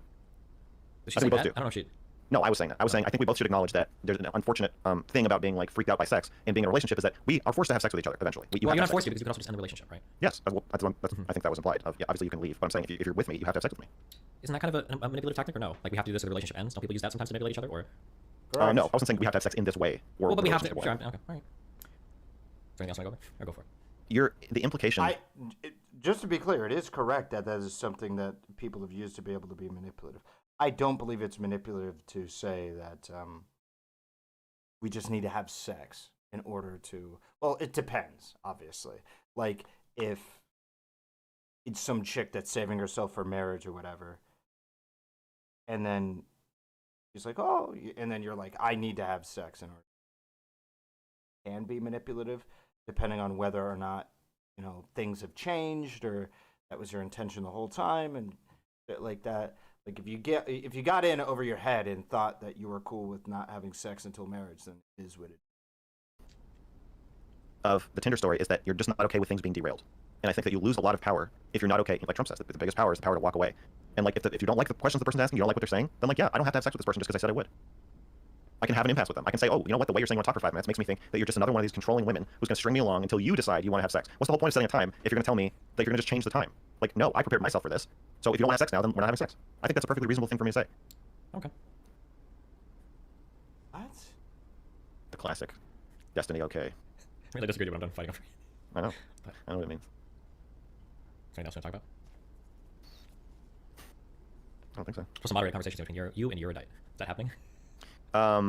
Yeah, I said I felt a little too similar. Yeah, speaking of women, you're too charitable towards me. If I said it felt a little too similar to the Britney conversation, so I feel like we should wait a little bit. But yeah, right? What do you think? Yeah, I think it'd be interesting. You were very uncharitable towards her. Holy shit. So yeah, I think you're too charitable. You're too charitable to women. Well, you gotta hold their feet to the fire, Steven. I'll do a better job, okay? I'm gonna help you with this. It's really gonna be, it'll look like a moderated conversation between me and Erudite, but it's really gonna be me doing intervention with you, and I'm gonna show you how to hold a woman accountable for her actions. Okay, I'm just there to moderate the conversation. She's a smart woman. She can talk for herself. Or maybe that's just me being charitable towards her. I don't know. Yeah, I never said she wasn't smart. She's very smart. That's a demonic kind of way, She's controlling. What when I say control, I mean underhanded. I'll start saying underhanded. I'm fine with. You saw Shaylin get mad. Like she can be very controlling. Like when she's mad, that's fine. I don't mind her being controlling. It's underhanded. I'm asking a question because I'm seeing some chat. I don't know if it's true or not. People are making up lies. Maybe somebody said Mr. Girl literally doesn't allow Shaylin to have a cell phone or use the internet without Mr. Girl's consent. Is that true? Max, are you really asking me that? I don't know. I'm not sure. Well, I want you to decide if you're actually asking me that. I could see Max answering either way. I could see you saying on one hand, obviously she has a cell phone and access to the internet. It would be crazy for her not to. That would actually be insane for me to live with that. And then on the other hand, I could see you saying, I've been doing the online content world for quite a while. I don't think Shaylin could handle what she sees on the internet. I don't know if she has the responsibility to manage herself. Yes, that's right. She has to be protected from the outside outside she has to be world. protected from the crazy people online. From her friends, from her family, her therapist. She can't talk to anyone. So she at least has a limited cell phone plan, is what we're saying. Yes, you can call me. Okay. McAfee free antivirus. Way to go, dipshit. That was a guy in chat that said that. Okay, so it feels like you're saying that you're willing to believe. We need to have sex. Isn't communicating a message well? If sex is very important, yeah, of course, Momo. It talks about how you go about it, of course. all kinds of things about me. How would I restrict her from having a phone? It's not fucking Saudi Arabia. I have no idea. How would you post videos that are online when she's saying, I don't want this posted online? I don't know. That's a good question. I don't know what your relationship is like. My ability to judge character comes from the fact that I'm willing to reserve judgment until I've seen a lot of shit. A lot of people make snap judgments about people, but I keep an open mind. There's a lot of things that you could be. But I'm not going to be charitable and say, well, I think Max is a great person. But I'm not going to be like an asshole and say, like, oh, I think he does this horribly. But there's like, Brittany Simon and Not So Erudite and Shaylin of all fucking people, you're willing to say. Shaylin is the one who doesn't let me. Wait, hold on. Let me be very clear. Here's what I say about you, Brittany, Erudite. Okay? What I say is, you guys are very interesting. I enjoy my conversations with you. I know what you say. That's what I say. I don't sign off on any of you. I don't sign off on any of you as human beings. I just say you guys are really interesting. I like talking to you. That's my fun. Not signing off on me as a human being is different from leaving the door open that maybe I don't allow my girlfriend to have a phone. Why would do you think that I have enough information to 100% or 95% make a statement in those regards? I think you have enough information. I don't know how good you are at synthesizing that information. Are you saying you're a bad judge of character? No, I'm a really good judge of character. One of those reasons because I'm willing to reserve judgment until I've seen a lot. Until then, you're a good judge of character by not even being a judge of character. Exactly. Because anybody that thinks that they can come to Yes. Wait. Does he disagree with that? I think one of people's biggest issues about judging somebody's character is they think because somebody, I don't know, literally is a bit selfish one time that, oh yeah, that guy's obviously a narcissist. Oh yeah, that chick changed her emotions a little bit too quick. She has fucking bipolar. Like, yeah, 100%, dude. Fucking shit. It's so annoying. 100% conclusive things about a person's personality or character with a few online conversations. I've never mentioned real life. It's fucking delusional. I'm too old for that. I've been in real life too long for that. And anybody that says otherwise is lying to themselves or lying to everybody else. Absolutely. Do you think you're good at knowing when people are lying to you? It's going to depend on the topic. Interpersonally? I think generally, but it's going to depend on it. That's going to be so context dependent. But generally, I think when people say good judge of character. What do you mean, Josh M? I'm angry. I'm angry at you. I'm angry that you're asking me. I'm angry that you're. Yeah, I'm Lauren Southern. You're like, do you really think I like kids? Is that what's happening right now? That's what you're. Yeah, go for it. No, because you're not lying. No, I'm not. So that's not. You're not Lauren Southern. Lauren Southern was lying. Oh. You're not lying. Okay. I'm angry that you genuinely don't know if I allow my girlfriend to have a phone. Given the content of yours that I've consumed, and given the totality of your online presence. The totality. If it came out that that was the case, do you think that most reasonable people would be like, oh my god, Mr. Girl's like his girlfriend, like on something? I had no, that's crazy. I would have never guessed that. I think the reaction would be like, yeah, you know, possible, right? I don't think that's reasonable. No. Okay, maybe. I think that with the character that I project online, not the character, my personality is relatively atypical in a lot of ways. If it came out that like I like murdered my girlfriend or something, or I don't know, I'm trying to think something like this, I can understand. It might be frustrating to me because I feel myself, but I can see a lot of people be like, yeah, no shit. Like he shouts at our stream, he makes jokes about killing people all the time. Like it's not reasonable. What? That's not a reason. You said most reasonable people. I can understand it. I think a reasonable person would be like, oh yeah, sure, yeah. I think it's an unreasonable estimation of your character to think that you're going to kill your girlfriend or wife. I mean, I would hope that most people think that, but like depending on like what people see, the shades of you that you see online, the shades that are seen of you online, people's perceptions of that, how normal people act versus somebody like me, or even somebody like you might act. I think that there are a lot of possible actions that I could do that wouldn't surprise the internet. I think that's me saying. God damn, Melina, Jesus Christ, fucking the Swedes catching some strays on this one. I need you to set clear boundaries with me and stand up for yourself and stop acting like a child. Does not translate in the mind of a reasonable person to you're not allowed to have a phone.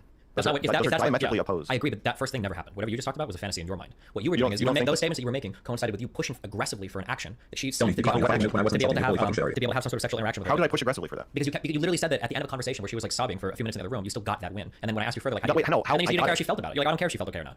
I said I don't want to be my responsibility. That's fine. But I'm just saying that like, how did I aggressively push for it? I would argue that anytime you're trying to get a concession out of somebody that's highly emotional and you continue to push for that concession, it's a pretty aggressive action. When did I even continue to push for the concession? The fact that you even still entertain the possibility of what you were going for once she's already got emotional, started crying. Okay, so now we're saying that if I ask Shaylin for something and she starts crying and I still even allow her to consent, then I'm aggressively pushing for it. Yes, I would say so. Can we invent a new category for that is not lumped in with me saying like if I don't said think it's rape. I'm not saying anything like that. It's like rape. I'm not saying it's rape. I'm not saying you're saying it's rape. I'm saying if I said, hey, wait a second, you're crying and I still haven't gotten my answer. I need you to do this for me. Remember, we're going to break up if we don't do this. I need this from you. You have to do this. Wouldn't that be aggressively pushing? Like maybe you're saying. Maybe Mr. Girl is I don't know, maybe Destiny is arguing that it's unjust. I would agree it's aggressive. I would not argue it's bad though. And the reason why is because of what I talked about earlier, which is that some people are socialized to do certain things. And now this is, I know, Destiny and many people in my chat are going to appeal to this. I have met several women that this is their defensive strategy, is when they feel attacked, they will start crying. It's part of the ulting meme, right? When they feel like they are under pressure or scrutiny, they'll cry, even involuntarily. I've literally met women and known women for quite a bit of time who unintentionally do it, who don't do it on purpose. It's completely unintentional and involuntary. When they're under pressure, they will, like Lav, I mean, you could say like Lav, yeah, that will start crying, right? And so I agree it's aggressive to keep going because somebody's expressed some kind of emotional displeasure, but I don't believe it's immoral because with that knowledge in our mind, I don't consider it like a kill code to the conversation, because it does happen when people get defensive. There's people that'll cry or break down and shit like that. So I mean, we have experience dealing with people that operate this way. Just because you're crying doesn't mean the conversation needs to shut down. I think it just means that. But I do agree with the idea that it's, you know, if you keep going, it is more aggressive. That even allowing her to continue the conversation with me, that's why I'm saying that it's too. But it's not even like allowing her to continue, right? She like it's a couple of she exited. What happens to the patience and love for your partner? It seems like he wants what he wants when he wants it. Is that what you mean? I think a lot of women cry when stressed and men yell when stressed. Yeah, exactly. Like, I think just like how there's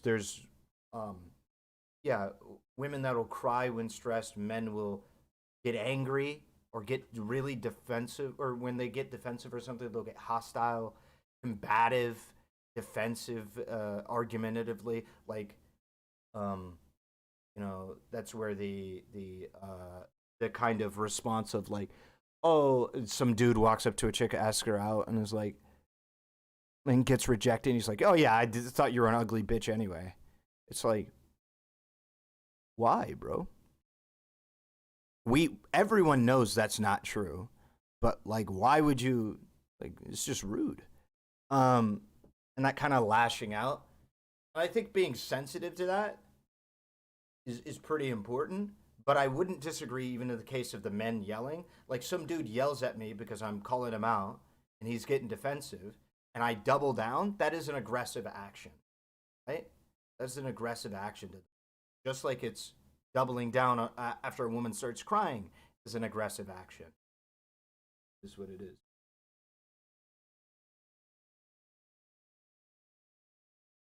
Yeah, this isn't me saying every woman will cry to confrontation. I've also met women that are based and don't start crying during confrontation. But, you know, and I'll say as a man, obviously, well, maybe not obviously, actually. I'm not sure this is a intuitively true thing, but it is true for me. I prefer the yelling. I am more used to the yelling. I don't like it when people start crying because it feels like they're, like what Max was saying previously, it often feels like people are trying to manipulatively like shut down the conversation. I've had experience with my own mother doing this, where she will cry when she did something very, very bad, like in fucked up to people. She'll cry and then she'll say, I don't want to talk about this anymore. And it's like, too bad, you're literally an adult. You can't cry and just not and escape accountability for, you know, a serious fuck up. I've had, you know, men try and yell, do these things. I can deal more with the yelling. And the reason why is because I feel like socially, when the yelling comes out, especially as a man, like the worst thing that seemed to have happened is like a fight. And it's like, I can deal with dudes that are like on the verge of fighting over some stupid shit because, you know, physical assault is taken pretty seriously. So dudes tend to not fight. And they also tend to feel like they need to stand their ground so we can have a back and forth. Yeah. That's just, I'm more comfortable in that element. There's like, listen, dude, you're getting real mad, and there's only one direction. There's two directions this could go. Either you're going to sit there, and you're going to keep yelling at me, and we're going to talk, or you're going to hit me, and you're going to go to jail. Like, so, yeah, I deal more with that. In comparison to, like, crying, where it's like, they can just kind of shut down. Aggressively conversation, right? Like it's no. I said, do you want to exit the conversation? You can exit the conversation whenever you want. I wasn't even aggressively pushing for that. The only thing I was pushing for is I need you to decide if you want to have the conversation. I need you to decide. I need you to be explicit about what you're saying. I never aggressively pushed her to for any sex thing at all. All I did was ask her. Okay. I understand your perspective because you feel like you're saying all the right words. But I guess But I like, don't there's a lot of understand- emotional subtext that I would like. If I, here's But like, you're asking me- yes, I'm asking you to read that. tuned in- Yes, I am. you're Yes, asking- yes, yes. and so that is our central I disagreement. understand, but like, again, if I Is that you if I think- meet a person, we've talked about fucking, we've figured out all the boundaries. I meet them in real life, and they seem a little bit iffy, and then maybe even we go to do it like, wait, hold on, I need a moment, and they like start crying a little bit. Chances are we're not having sex at all that night. I don't care. I don't care if they stop and they're like, okay, I think I'm okay now. Like, it's probably okay. Let's just take a step back. But if you're like, okay, are you done crying now? Can we keep going? Like, that feels a little bit aggressive. That's not a fair analogy. I didn't say, are you done crying now? Can we keep going? No, but kind of. I said, what I would say in that situation. Wait, that's exactly what happened, was it not? When she started crying, he was like, okay, here we go. It's like the emotional manipulation time. And then when she stopped crying, it was like, okay, let's resume. How was that not what's happening?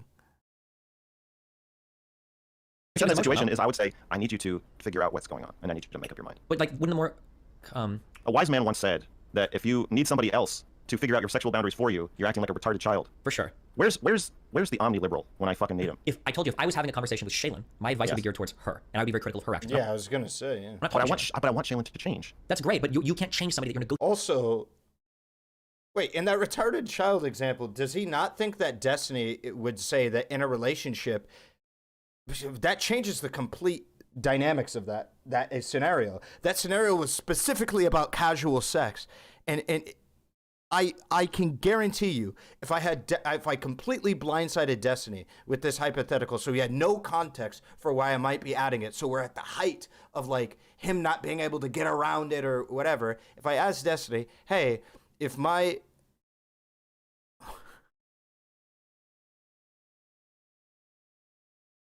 girlfriend feels uncomfortable and can't stop like feeling emotionally traumatized during sexual interactions with me during sex, like my girlfriend of, I don't know, 3 years, can't stop feeling emotionally traumatized during sex, what should I do? Or like, what do you think about that? He would probably go, well, there's probably something you're doing wrong, that like, let's get to the bottom of that. But also there's probably something that, you know, maybe they could work on. I don't know, let's get to the bottom of that. And then they would hear out the scenario. Like, it would probably be tailored advice to me because I'm the one asking the question. I doubt he would just go, this person, like, I don't know. The scenario doesn't hold up. The casual sex scenario works because it's casual sex with somebody that isn't responsible for emotionally regulating you. In a casual sexual encounter, you know, you're not going to have the emotional regulation that you would inside of a long-term relationship. So imagine if I walked up to Des and I asked for advice on that, I asked for counsel on that moment, he would probably be like, yeah, you there's probably things you can do to make this person feel a little bit more comfortable during a sexual encounter. If it only happens in this context, whatever, and then we flesh out the details. Because that is a part of my responsibility if I'm in a relationship, to look after somebody's sexual boundaries. To a greater degree than in a casual relationship because of the knowledge that I negotiating against. That's the issue, right? Well, I want our dynamic to change. And Yeah, so but you want do it to is change. But you have to understand, on your end of the negotiation, you only care about Max. It's not your job to change her to better suit you. That's the issue. Well, I want to change. Do you? Yes. Just not in the direction you seem to fucking want me to. But I want to change in the opposite direction. I want to be less the way you're telling me to be.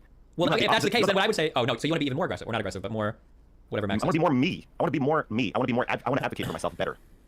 I want to be me. I don't want to be a hybrid of me and Shaylin, and well, Shaylin just gets to be Shaylin. I want to be me. I don't want to be her parent. I don't want to be a parent of everybody. I just want to be me, and I want to be able to advocate for my own interests. And you're saying that I have to be so tuned into her that if I detect any hesitation or discomfort, that I'm basically forcing it on her if I don't immediately like withdraw my request, as if she's a retarded child. We should all treat each other like retarded children. Thanks. You're not treating me like a retarded child. Yeah, I know. That's why I'm screaming at you that you're an abuser. You're only upset because you're trying to push me to give a concrete declaration of your character. I don't really know you well enough to do that. I would never, like there are a ton of stories of the type of person, and there's the type of person I am as well. There's a ton of stories that could be released about either of us, where any reasonable person could look at it and go, yeah, sure. Like if a story got released tomorrow, I like shooting. I just recently like trap shooting. It's a lot of fun. The story got released tomorrow that Destiny was at a range, and he said to the person next to you, wow, you're black, just like your gun. And then they got into a scuffle, and Destiny shot and killed him. I think a lot of people would read that and be like, you know what? I think Destiny could say some dumb shit like that. Now, personally, I would never say anything so stupid. It would bother me. I know that. You don't know that. You don't know me well I do know enough. that. You don't know that. You're being too charitable to me. You're being too charitable. I'm telling you that. No, I'm being too charitable maybe to my own judge of other people's characters. Okay, some people do that. But I'm just saying, like, there is some dumb shit that people could say about me that I think even somewhat book smarts. We got into an issue where he was like, Destiny was in a restaurant. He said the N-word really loudly. There was like black people there, or whatever. And I was like, and there were a lot of people there. I was like, yeah, Destiny. I guess he could say something. Like, he seems really crazy. Like, no, what the fuck? No. But like, I mean, given like my AJM online and everything, I could see. You know, it's like, I was actually, that's a really good example. Is that Booksmart's N-word in the restaurant thing? That's actually a very good example, because there was plenty of people that were like, I could see it. I could see it.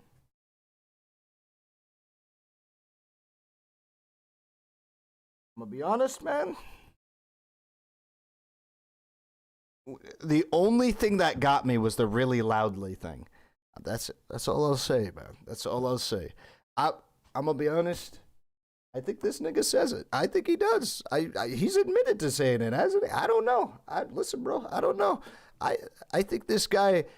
I think this guy bumps the yay unfiltered. That's all I'm saying, man. I can see some people saying. I'm just saying, like, yeah, having like a really good judge of character. For my, I don't know if I ever told you this. I think I have. No, I could see it. Requirement for a good judge of character is that I've been through something where somebody gets tested where they have to make a hard decision. One where they could either throw me under the bus, or one where they have to make a sacrifice to choose to do something. And I see them choose otherwise. Yeah, it was true, except for the really loudly part. So yeah, my read was decent, but. When it comes to streamers, 99% of the time, the choices that we make are not only the best for our careers and financially viable, they're also like the choices that end up being the things that work well in life. Like people be like, oh my god, like it's so brave that this guy had a really difficult conversation with his mom. I was like, yeah, I guess, but I was gonna pay a lot of money for it. I got a lot of hits on my YouTube for it. Like, that wasn't a hard decision, you know. Like there's a lot of choices that people make that kind of seem hard, but they're always like super beneficial. It's like big criticism of like Hassan and Vosh. People like, look at how committed they are to the causes. They did big fundraisers. Yeah, because they can show how much clout they have with the dollar amount. Yeah, because they get a ton of viewership doing it. These aren't hard choices to make. A hard choice would be donating $50,000 of your own cash. That would be kind of a hard choice, right? But that's all I'm saying. I haven't been in a situation with you where I've seen you have to make a really difficult choice because that's where I can divine somebody's character. Now I see what numbers here. It's not like a personal insult or anything. It's just like reality, right? In my opinion. So I don't think you're a horrible person or a bad person, but I don't know if you're a good person because I'm honest. I know. Sure. Wait, but Destiny doesn't disagree that what Vosh and Hassan have been doing with, donating and giving money to people is not admirable, right? He would agree that it's because I don't disagree with him. It's not like super hard for them to be able to organize or do that. Maybe in the case of Hassan's merch, you could say that it was hard for him to do that because wasn't it 100% of his merch sales that went to a strike fund? I believe it was. Maybe it wasn't just John Deere, or was it the Frito-Lay? I thought it was like the John Deere employees strike fund or something. And he had, he had made some merch, and I thought all of the proceeds went to that.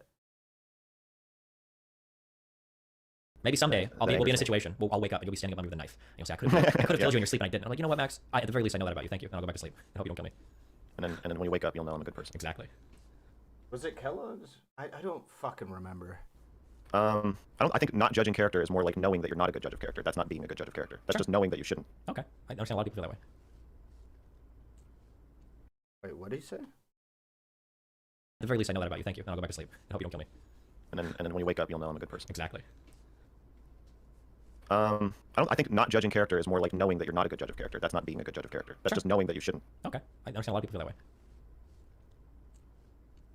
I don't even know what situation could be like that. What? Wouldn't knowing... Hold on, am I confused? Knowing when to and not to judge somebody's character makes you a good judge of character. Isn't that...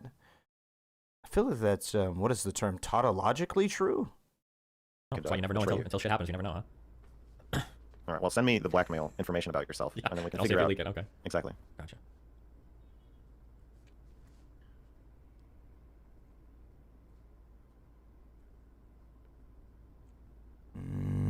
I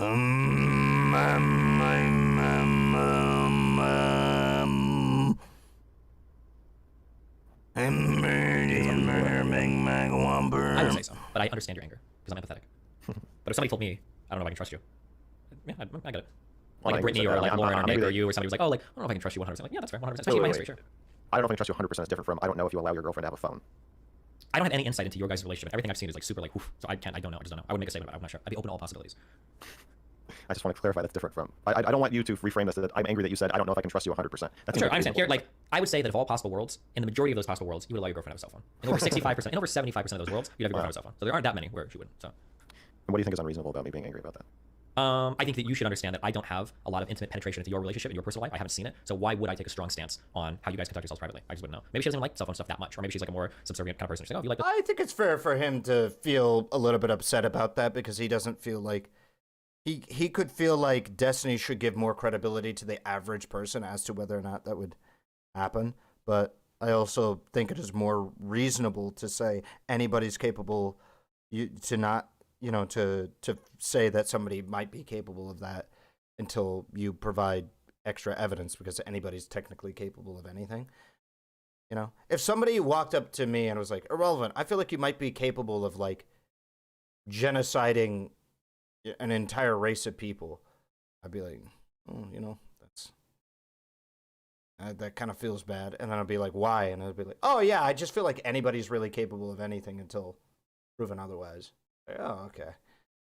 I can still feel bad about it. Obviously, it's an extreme example, but like, I don't know. Maybe Steven wouldn't apply this to everybody, but I feel like that's the point of contention, is whether or not Steven has seen something in Mr. Girl's relationship that has brought him to the conclusion that it might be possible that he's hiding some bodies. But I think I don't think that's the case. I think Steven is just saying, like, he hasn't seen enough of their relationship to, like, for him to be able to confidently say that it's probably not the case. I'll do this whatever. She's like very housewife. I don't know, maybe it's possible. I don't know that. You've seen the kitchen. Especially in the same conversation you told me, I don't let her talk to people online because I'm protecting her from the internet. That opened up like from all possible worlds from like 80%, then it went down to 75%. Now it was like more possible worlds where maybe Max like, yeah, you don't get a cell phone. I didn't mean I don't let her. I meant I will not platform her talking to people. If she reached out and she was like, I'm going to talk to Eurydite about our relationship on stream, would you be okay with that? No, but I wouldn't physically stop her. Would you like break up with her? No. Okay. I would say I don't want you to do that. I think you're interfering with my work and my art. And you know, make a fucking painting about it or something. What if she reached out to talk to me? Would you like that, or would you not be okay with that? I'd be a lot more okay with that than Erudite. But I would talk to you on stream. If you want to talk to you privately, then I would be happy. I'd be happy with that. If you want to talk to you on stream, yeah, I would tell her not to do that. Okay. I would just say that you're undermining my voice. Like, this is my thing. Talk about me in another arena or way. But if you come into my like professional artistic sphere and start contradicting my, or even validating my narratives and my work, then you're I don't know. Feel invasive. Okay. Why is that unfair? Because you've made your relationship, your disagreements in your relationship part of your work. So it's a little strange that you can have your voice fully represented there, but you're worried about her representing hers. I'm worried about her representing hers in a way that undermines mine, yeah. Yeah, but you're undermining her, right? But that's okay, you're okay. I believe at this point he also watched the other video where he was screaming at Shaylin in a parking lot. Not entirely sure, though. I haven't seen that. Where's that? No, I'm not undermining her. I'm painting a picture of her. A really undermined one. You call her a well, demon. it's only undermined, assuming you think she disagrees with it. But well, I imagine she probably doesn't see herself as a demon or demonic or manipulator or abuser. Like in that 30 minutes. Well, you can imagine all you want, okay, but that don't make it true. Maybe she agrees. Maybe she. So Shaylin has a comic about our relationship that she draws, and she posts them on Twitter. Okay. Her Twitter is SheeBeJeebies, if you guys want to look at it. Okay. I think it's 1E _ and then JEEBIE. Or she's Ms. Boy on Twitter. Right. But so she has a comic about our relationship, and like that's her thing. And so if her comic got really popular, and then I was like, well, I don't like how you're representing our relationship in your comic, so I'm going to also make a comic, and then start drawing comics that contradict your comic. I think that would feel a little invasive. So I'm fine with her speaking publicly about our relationship. I just don't want her to do it in the same medium, in the same way, and sort of use my megaphone to contradict me. Like, the only reason you would talk to her, or Erudite would talk to her, is because I'm a streamer. It's not because, you know, it's not her thing. Wouldn't that be super interesting content, though? Not trying to be too content schooled, but wouldn't that be super interesting content? Like, Mr. Girl goes on his stream for 2 hours, talks about the relationship, and then gets out of his chair, and then Shaylin sits down and talks about their relationship for 2 hours. I think it'd be really cool content. Like, they both just streamed. I think that'd be cool. Not like separately, but like together. I think it'd be cool. I'll accept it. Doesn't sound like it. Yeah, speaking of that, yeah, true, Pat Duff. I almost forgot. No! My frames! What happened? Okay, I had to stutter for a minute. Like the damn video. If you guys want content similar to this, if you guys want some big reviews, especially of the Mr. Girl archives, now that the bridge is burned, I do not abide by our embargoes. Okay, I don't even know if the embargo is real or whatever. We'll see if Steven interacts with me from this point forward because of the embargo on the content. Does it count, though? Because I'm watching him watch. I'm either watching his content or I'm watching him watch the content. I guess we'll find out when I watch the Chud Logic Shaylin interview. But if I'm going to be blacklisted from, was it DGG services? I don't even know what the meme is.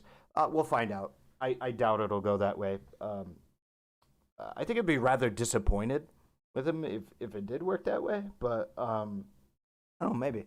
But anyway, like the damn video, okay? If you haven't already, if you want to support this content, have me make similar content. I have also an announcement about 6 passes for Xbox Game Pass. What is Xbox Game Pass? It is a premium service. Think of it like Netflix for games. That's probably the easiest way to talk about it. Netflix for games. right? You pay a subscription fee, $10 a month. If it's your first time, $1 a month. Or if you get lucky and get one of the codes for free for 1 month, that gets you a roster of video games. I am going to be giving it away on November 28th or 29th. I haven't decided on exactly when or the manner in which I will do the giveaway, but I will have that worked out soon. Well, the reason why I'm giving it away on the date that I am is because there is a new game called Warhammer 40k Darktide that I believe will be releasing day 1 on November 30th. I want to give every single person in my audience a chance to be able to play that game for as long as possible, pretty much the full 30 days, so you should have access to the full 30 days through Xbox Game Pass. Not only because the service is good, I genuinely believe in it. I'm not paid. This is not a paid sponsorship. However, I was given the passes by an employee when I went to TwitchCon. I went up to the Xbox Game Pass booth. I'm like, I'm a streamer. I love your product. Can you give me some code so I can give away on stream? And they were like, bam, here's 12. So yeah, I got, that's how I got them in full transparency, but I'm not paid, a paid sponsor outside of that or anything. So that being said, yeah, I just personally believe in the product, trying to give you guys a chance to be able to play that game for as long as possible and enjoy it. So yeah, that's going to be happening. 6 are going to be given away on YouTube. 6 are going to be given away on Twitch, November 8th, 28th, or 29th. Okay? Back to the video. What's on the agenda for Max? Anything fun coming up? Just fighting with you. Okay, cool, fun. Wait, I was trying to finish something. Oh, sorry. You didn't want to use your platform. Oh yeah, you're saying that makes your stance more reasonable. Oh, I was gonna say. Wait, I didn't say that. You might have assumed I thought that, but no. Well, no, I was assuming that because you said you went from 80 to 75%. So you're saying. I believe the wording he used is if you interact with them, you'll be blacklisted for them with 2 weeks. Why? Doesn't make sense to me. Like at all? That doesn't make sense to me. That lowered your. Well, the 80 to 75%. Oh yeah, it was. Oh yeah. Yeah, it lowered it. That was a hit to your faith in me. Now that you've explained it, I'll go from 75 up to like 77%. Okay. Okay, I got 2% back. Yeah, 2 points. Yeah. Okay, so I think I understand people really well, really quickly, right? Okay. And you're saying we could be friends for 10 years, and then it could turn out that I'm like a mass child murderer, and you'd be like, well, you live and you learn. Depends on what kind of friend we've been. Yeah. Right. So we're gonna have a problem. We're already having a problem. Oh. Okay. Of increasing discrepancy between how well I think I know you and how well you think you know me, and I'm also I think a more trusting person than you in general. So how much I trust you versus how much you trust me, there's gonna be a gap. Trust is a fundamentally different thing than how well do I know your character, because there's very few things that I trust anybody with. So there's not like, if I trusted you 1,000,000% with everything in my life, more than anybody else, and I didn't trust you at all, period, like 0, there's very little difference in how I would treat you, because there's not really much to trust anybody else with. Most of my private affairs are incredibly public, save for very, very, very few things, unless you want to like babysit Nathan or something. There's not very much like, yeah, that's just the kind of person. There's not much to trust you with. So whether or not I trust somebody is a fundamentally different question than, how do I judge that person's character to be? Not, I don't want to babysit your kid. He watches Andrew Tate. The kid's the kid's a menace. I guess maybe trust that I am representing myself to you in an accurate way. Oh, so whether or not I believe you when you say things you well, like, do you feel like you can trust me to be me? I don't believe anybody for that, no. Right, and I do. So I think that there's a gap there. Roxy, oh, maybe that's no. Melina has never lied to me her entire life, and I don't even trust her when she tells me how she feels sometimes. Not because I think she's lying to me, but because I'm maxing her. Yeah. I'm not saying it's a solvable problem. I just want to point out that I think this has actually been happening ever since our first conversation. Oh, so you're trying to control me and how I feel. Is that what you're doing right now, Max? No, I'm just explaining that. True, Bubba. This could be something I get angry about. We're gonna get our very first legacy streamer if he starts streaming. I don't know if Destiny would encourage Nathan to stream or not, but that's gonna be like our very first legacy, isn't it? On an ongoing basis. On Twitch or YouTube or anything. I'm not telling you have to do anything about it. Or I'm not even saying it's a solvable problem. I'm just saying I think it's and maybe I shouldn't say problem. Conflict. Okay. That's fair. I'm sure I'm not the first person that you've had this with, and you're not the first person I've had it with. You also seem to get betrayed by other streamers on a pretty regular basis. First. Yeah. I haven't had Stardust or Chud Logic stab me in the back, so I'm. You hour? I won't. I'm saying hour because I'm a streamer.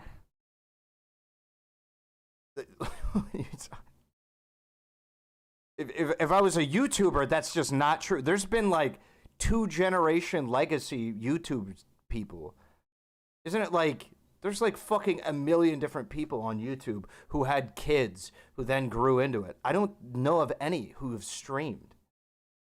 That's what I mean when I say hour. Still weird? Okay, buddy. Stardust one. I don't know about Chud Logic. Why not? I don't think Chud Logic will ever stab anybody in the back, but he might play some shit up for content, maybe. I could see him doing that. Wait, my Discord, not yours. What is it? I won't. I had Stardust or Chud on a pretty regular basis. Yeah. I haven't had Stardust or Chud Logic stab me in the back. Oh. So I'm. Or you. I won't. Stardust one. I don't know about Chud Logic. Why not? Ooh. I don't think Chud Logic will ever stab anybody in the back, but he might play some shit up for content, maybe. I could see him doing that, but that's okay. But Chud actually seems pretty cool. Stardust seems really cool too. Those people both seem pretty decent. I'll give them my temporary character seal of approval, but anything could be possible. Okay. Right. Do I have your temporary character seal of approval? Yeah, I mean, I'd say so. I'm being highly charitable to you in all of my Unbelievable. Seal of approval with an asterisk. That's why I said it's a temporary seal of approval. That's what Stardust and Chud got to. Okay. Chud hasn't. Mine also says a charitable seal of approval. Well, yeah, I do the same for Stardust and Chud Logic. Oh, you think you're being highly charitable to them too? I'm highly charitable to almost everybody. People don't think that for some reason because I fight with a lot of people, but like, I'll talk with anybody, hear anybody out for anything. But if they start attacking me, then we'll fight. You know. Does it make you mad that I'm mad at you? No, I think you have good reason to be. I think it's pretty insulting when you feel like you've been pretty vulnerable with somebody and you've shown a great deal of your character, and the other person still has some reservation about you or thinks something that you think to be inconceivable of yourself. I think it's pretty normal to feel upset about that. But are you mad? No, I understand you. Why would I be upset about it? I think it's reasonable. Well, I understand you too. I'm mad because I understand you. Okay, well.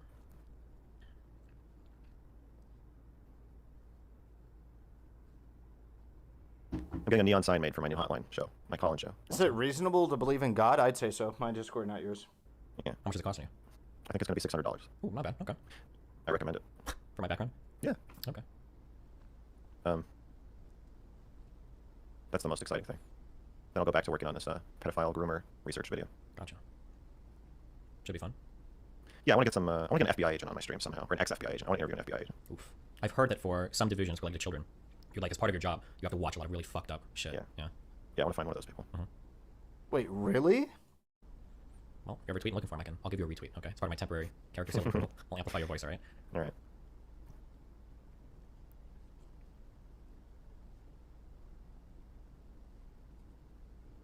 I'm gonna mail you a Save Shaylin shirt. Okay. Medium. Yeah. I have your CD and your tape on my shelf over there. They're like the only two things on my shelf, so feels That's special. an honor. I do. I'd like to add a Save Shaylin shirt to your collection. Do you want the black or the light blue? Just the black one. What does the light blue one look like? Listen, I'm fashion challenged, so just do black. Goes with everything. Okay. Okay. All right. All good. Oh, I'm getting merch soon. My Discord, not yours. You have to model some of it for me, okay? So like 2 or 3 pictures. Okay. Good. Sure. Okay. Yeah. Just let me know what merch. Gotcha. Sounds good. Anything else? Erudites. Should be fun. Yeah. Good faith conversation between two good faith people. Yeah. Exactly. That's right. I think that's it. Yeah. All right. If there's anything, feel free to shoot me a DM. Oh, you too. Of course. My Thanks for card is responding. Yeah, Facebook moderators have stories about the copious amounts of child porn and murder videos they need to sit through. Well, Facebook moderators, sure. They were talking about, he was talking about the FBI, though.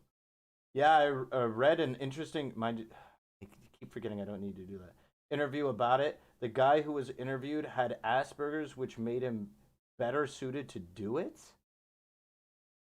Yes, somebody in law enforcement has the job to catalog CP. Must be some horrific shit.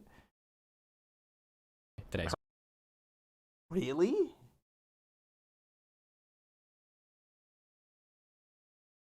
Card is always open. Okay. What?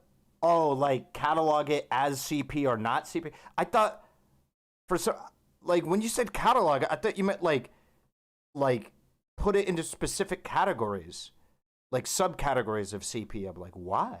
Well, actually, maybe you do have to do. I'm not thinking about this anymore. Well, I hope you have a wonderful rest of your day. I'm not thinking about that anymore. Try not to be too charitable. Yep. All right. I'll go. Bye. Love you too. Bye. All right. Good job, guys. Was that a difficult conversation? No, I just have to recognize the extent of like where the boundaries. It gets like kind of weird talking about like how does Shaylin feel about something because honestly he has more experience with it, so he might know better than me, or he's missing something that I know better than him. But neither of us can know for sure because she's not for the conversation. So.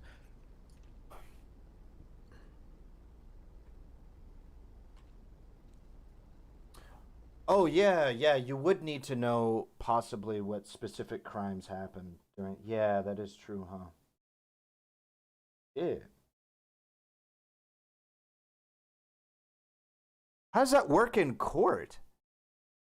Do they just take their word for it? Like if you're on a jury and somebody, no, we're not. I'm gonna get canceled for this. They probably have to watch it and transcribe it for the evidence for purposes. Yeah.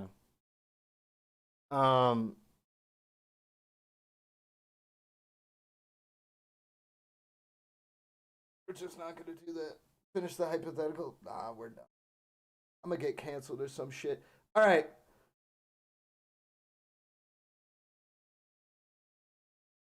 That's it. Can't believe it. We're through. We made it through. I can't believe it. Fucking goddamn 3.5 hours of content. 2x on that bitch. Worked. Good juice. I got a lot of Dono love from stream today, but we're going to wrap it up here. Before I go, I want to make a shout out to the Discord. In the Discord, well, just in general, I'm going to post announcements as to whether or not I am streaming or not streaming. So if you want to be updated directly, you can join the Discord. The link to that is in the description down below. But also, inside of the Discord is going to be a Dark Tide channel. Warhammer 40k Dark Tide game just came out for pre-ordered beta. It's coming out officially in 12 days. I'm going to be giving away 6 Xbox Game Pass passes. And just to be clear, I don't make this clear enough, Xbox Game Pass is a service that is like Netflix for games, but for PC and Xbox. So if you're thinking, I don't have an Xbox, why would I want Xbox Game Pass? It works for the PC. They need to change the name of it. It should just be, is it Game Pass now? It actually might just be Game Pass now. But either way, it's my thoughts. I like the game. I've liked the way that the game has worked. Their last game, Warhammer Vermintide 2, I had 1,000 hours in that game, primarily for streaming. It's actually how I started streaming, funnily enough. So this game, a bit of a legacy for me. So I am going to be playing it, hopefully at some point soon on stream as well. Like I said, keep the legacy alive. But that's what I'm going to be doing. I enjoy it. If you want to join the Discord to be able to share your experiences, thoughts, or whatever on the game, you can. Again, link is inside of the description below. But the Xbox Game Pass passes will be given away on November 18th, November 28th or 29th, and with the express purpose of trying to get people the Game Passes, so that way if they want to play Dark Tide or any of the other various games that are on Game Pass, they have the availability to do so for the longest period of time. As for going to Canvas in Georgia, I don't know if I'm going to be going on the date registered. I don't know if it's going to be a multi-week thing like it was last time. So I'm going to reach out to somebody and figure out if they're going to be doing multiple different weekends of it. And if they do, I will probably end up going to a later one. And the reason why is because I'm not feeling great, and I want to get to several different doctors and dentist appointments while I can and as close of a time as possible. So the later I can go, realistically, the best. But I don't know. If it is that one time, then I'll probably go. I had, a pretty enjoyable time last time. So, yeah, and it seems like some people I know might end up going. So, yeah, it could be another enjoyable time. And, obviously a time to be able to make some kind of effective political change. So, you guys have a good rest of your day. Have a great one. Thank you for joining me. I had a lot of Dono love. A lot of people contribute and show me their appreciation for the stream financially. Thank you so much. Thank you to the 511 people who independently pushed the like button on this stream. Thank you so much to all of you. And I'll see you guys tomorrow, okay? Same time, same place, roughly 5.5 hours earlier than what time it is right now. Maybe a little bit later, but 5.5 hours earlier than what time it is right now. And yeah, have a good one.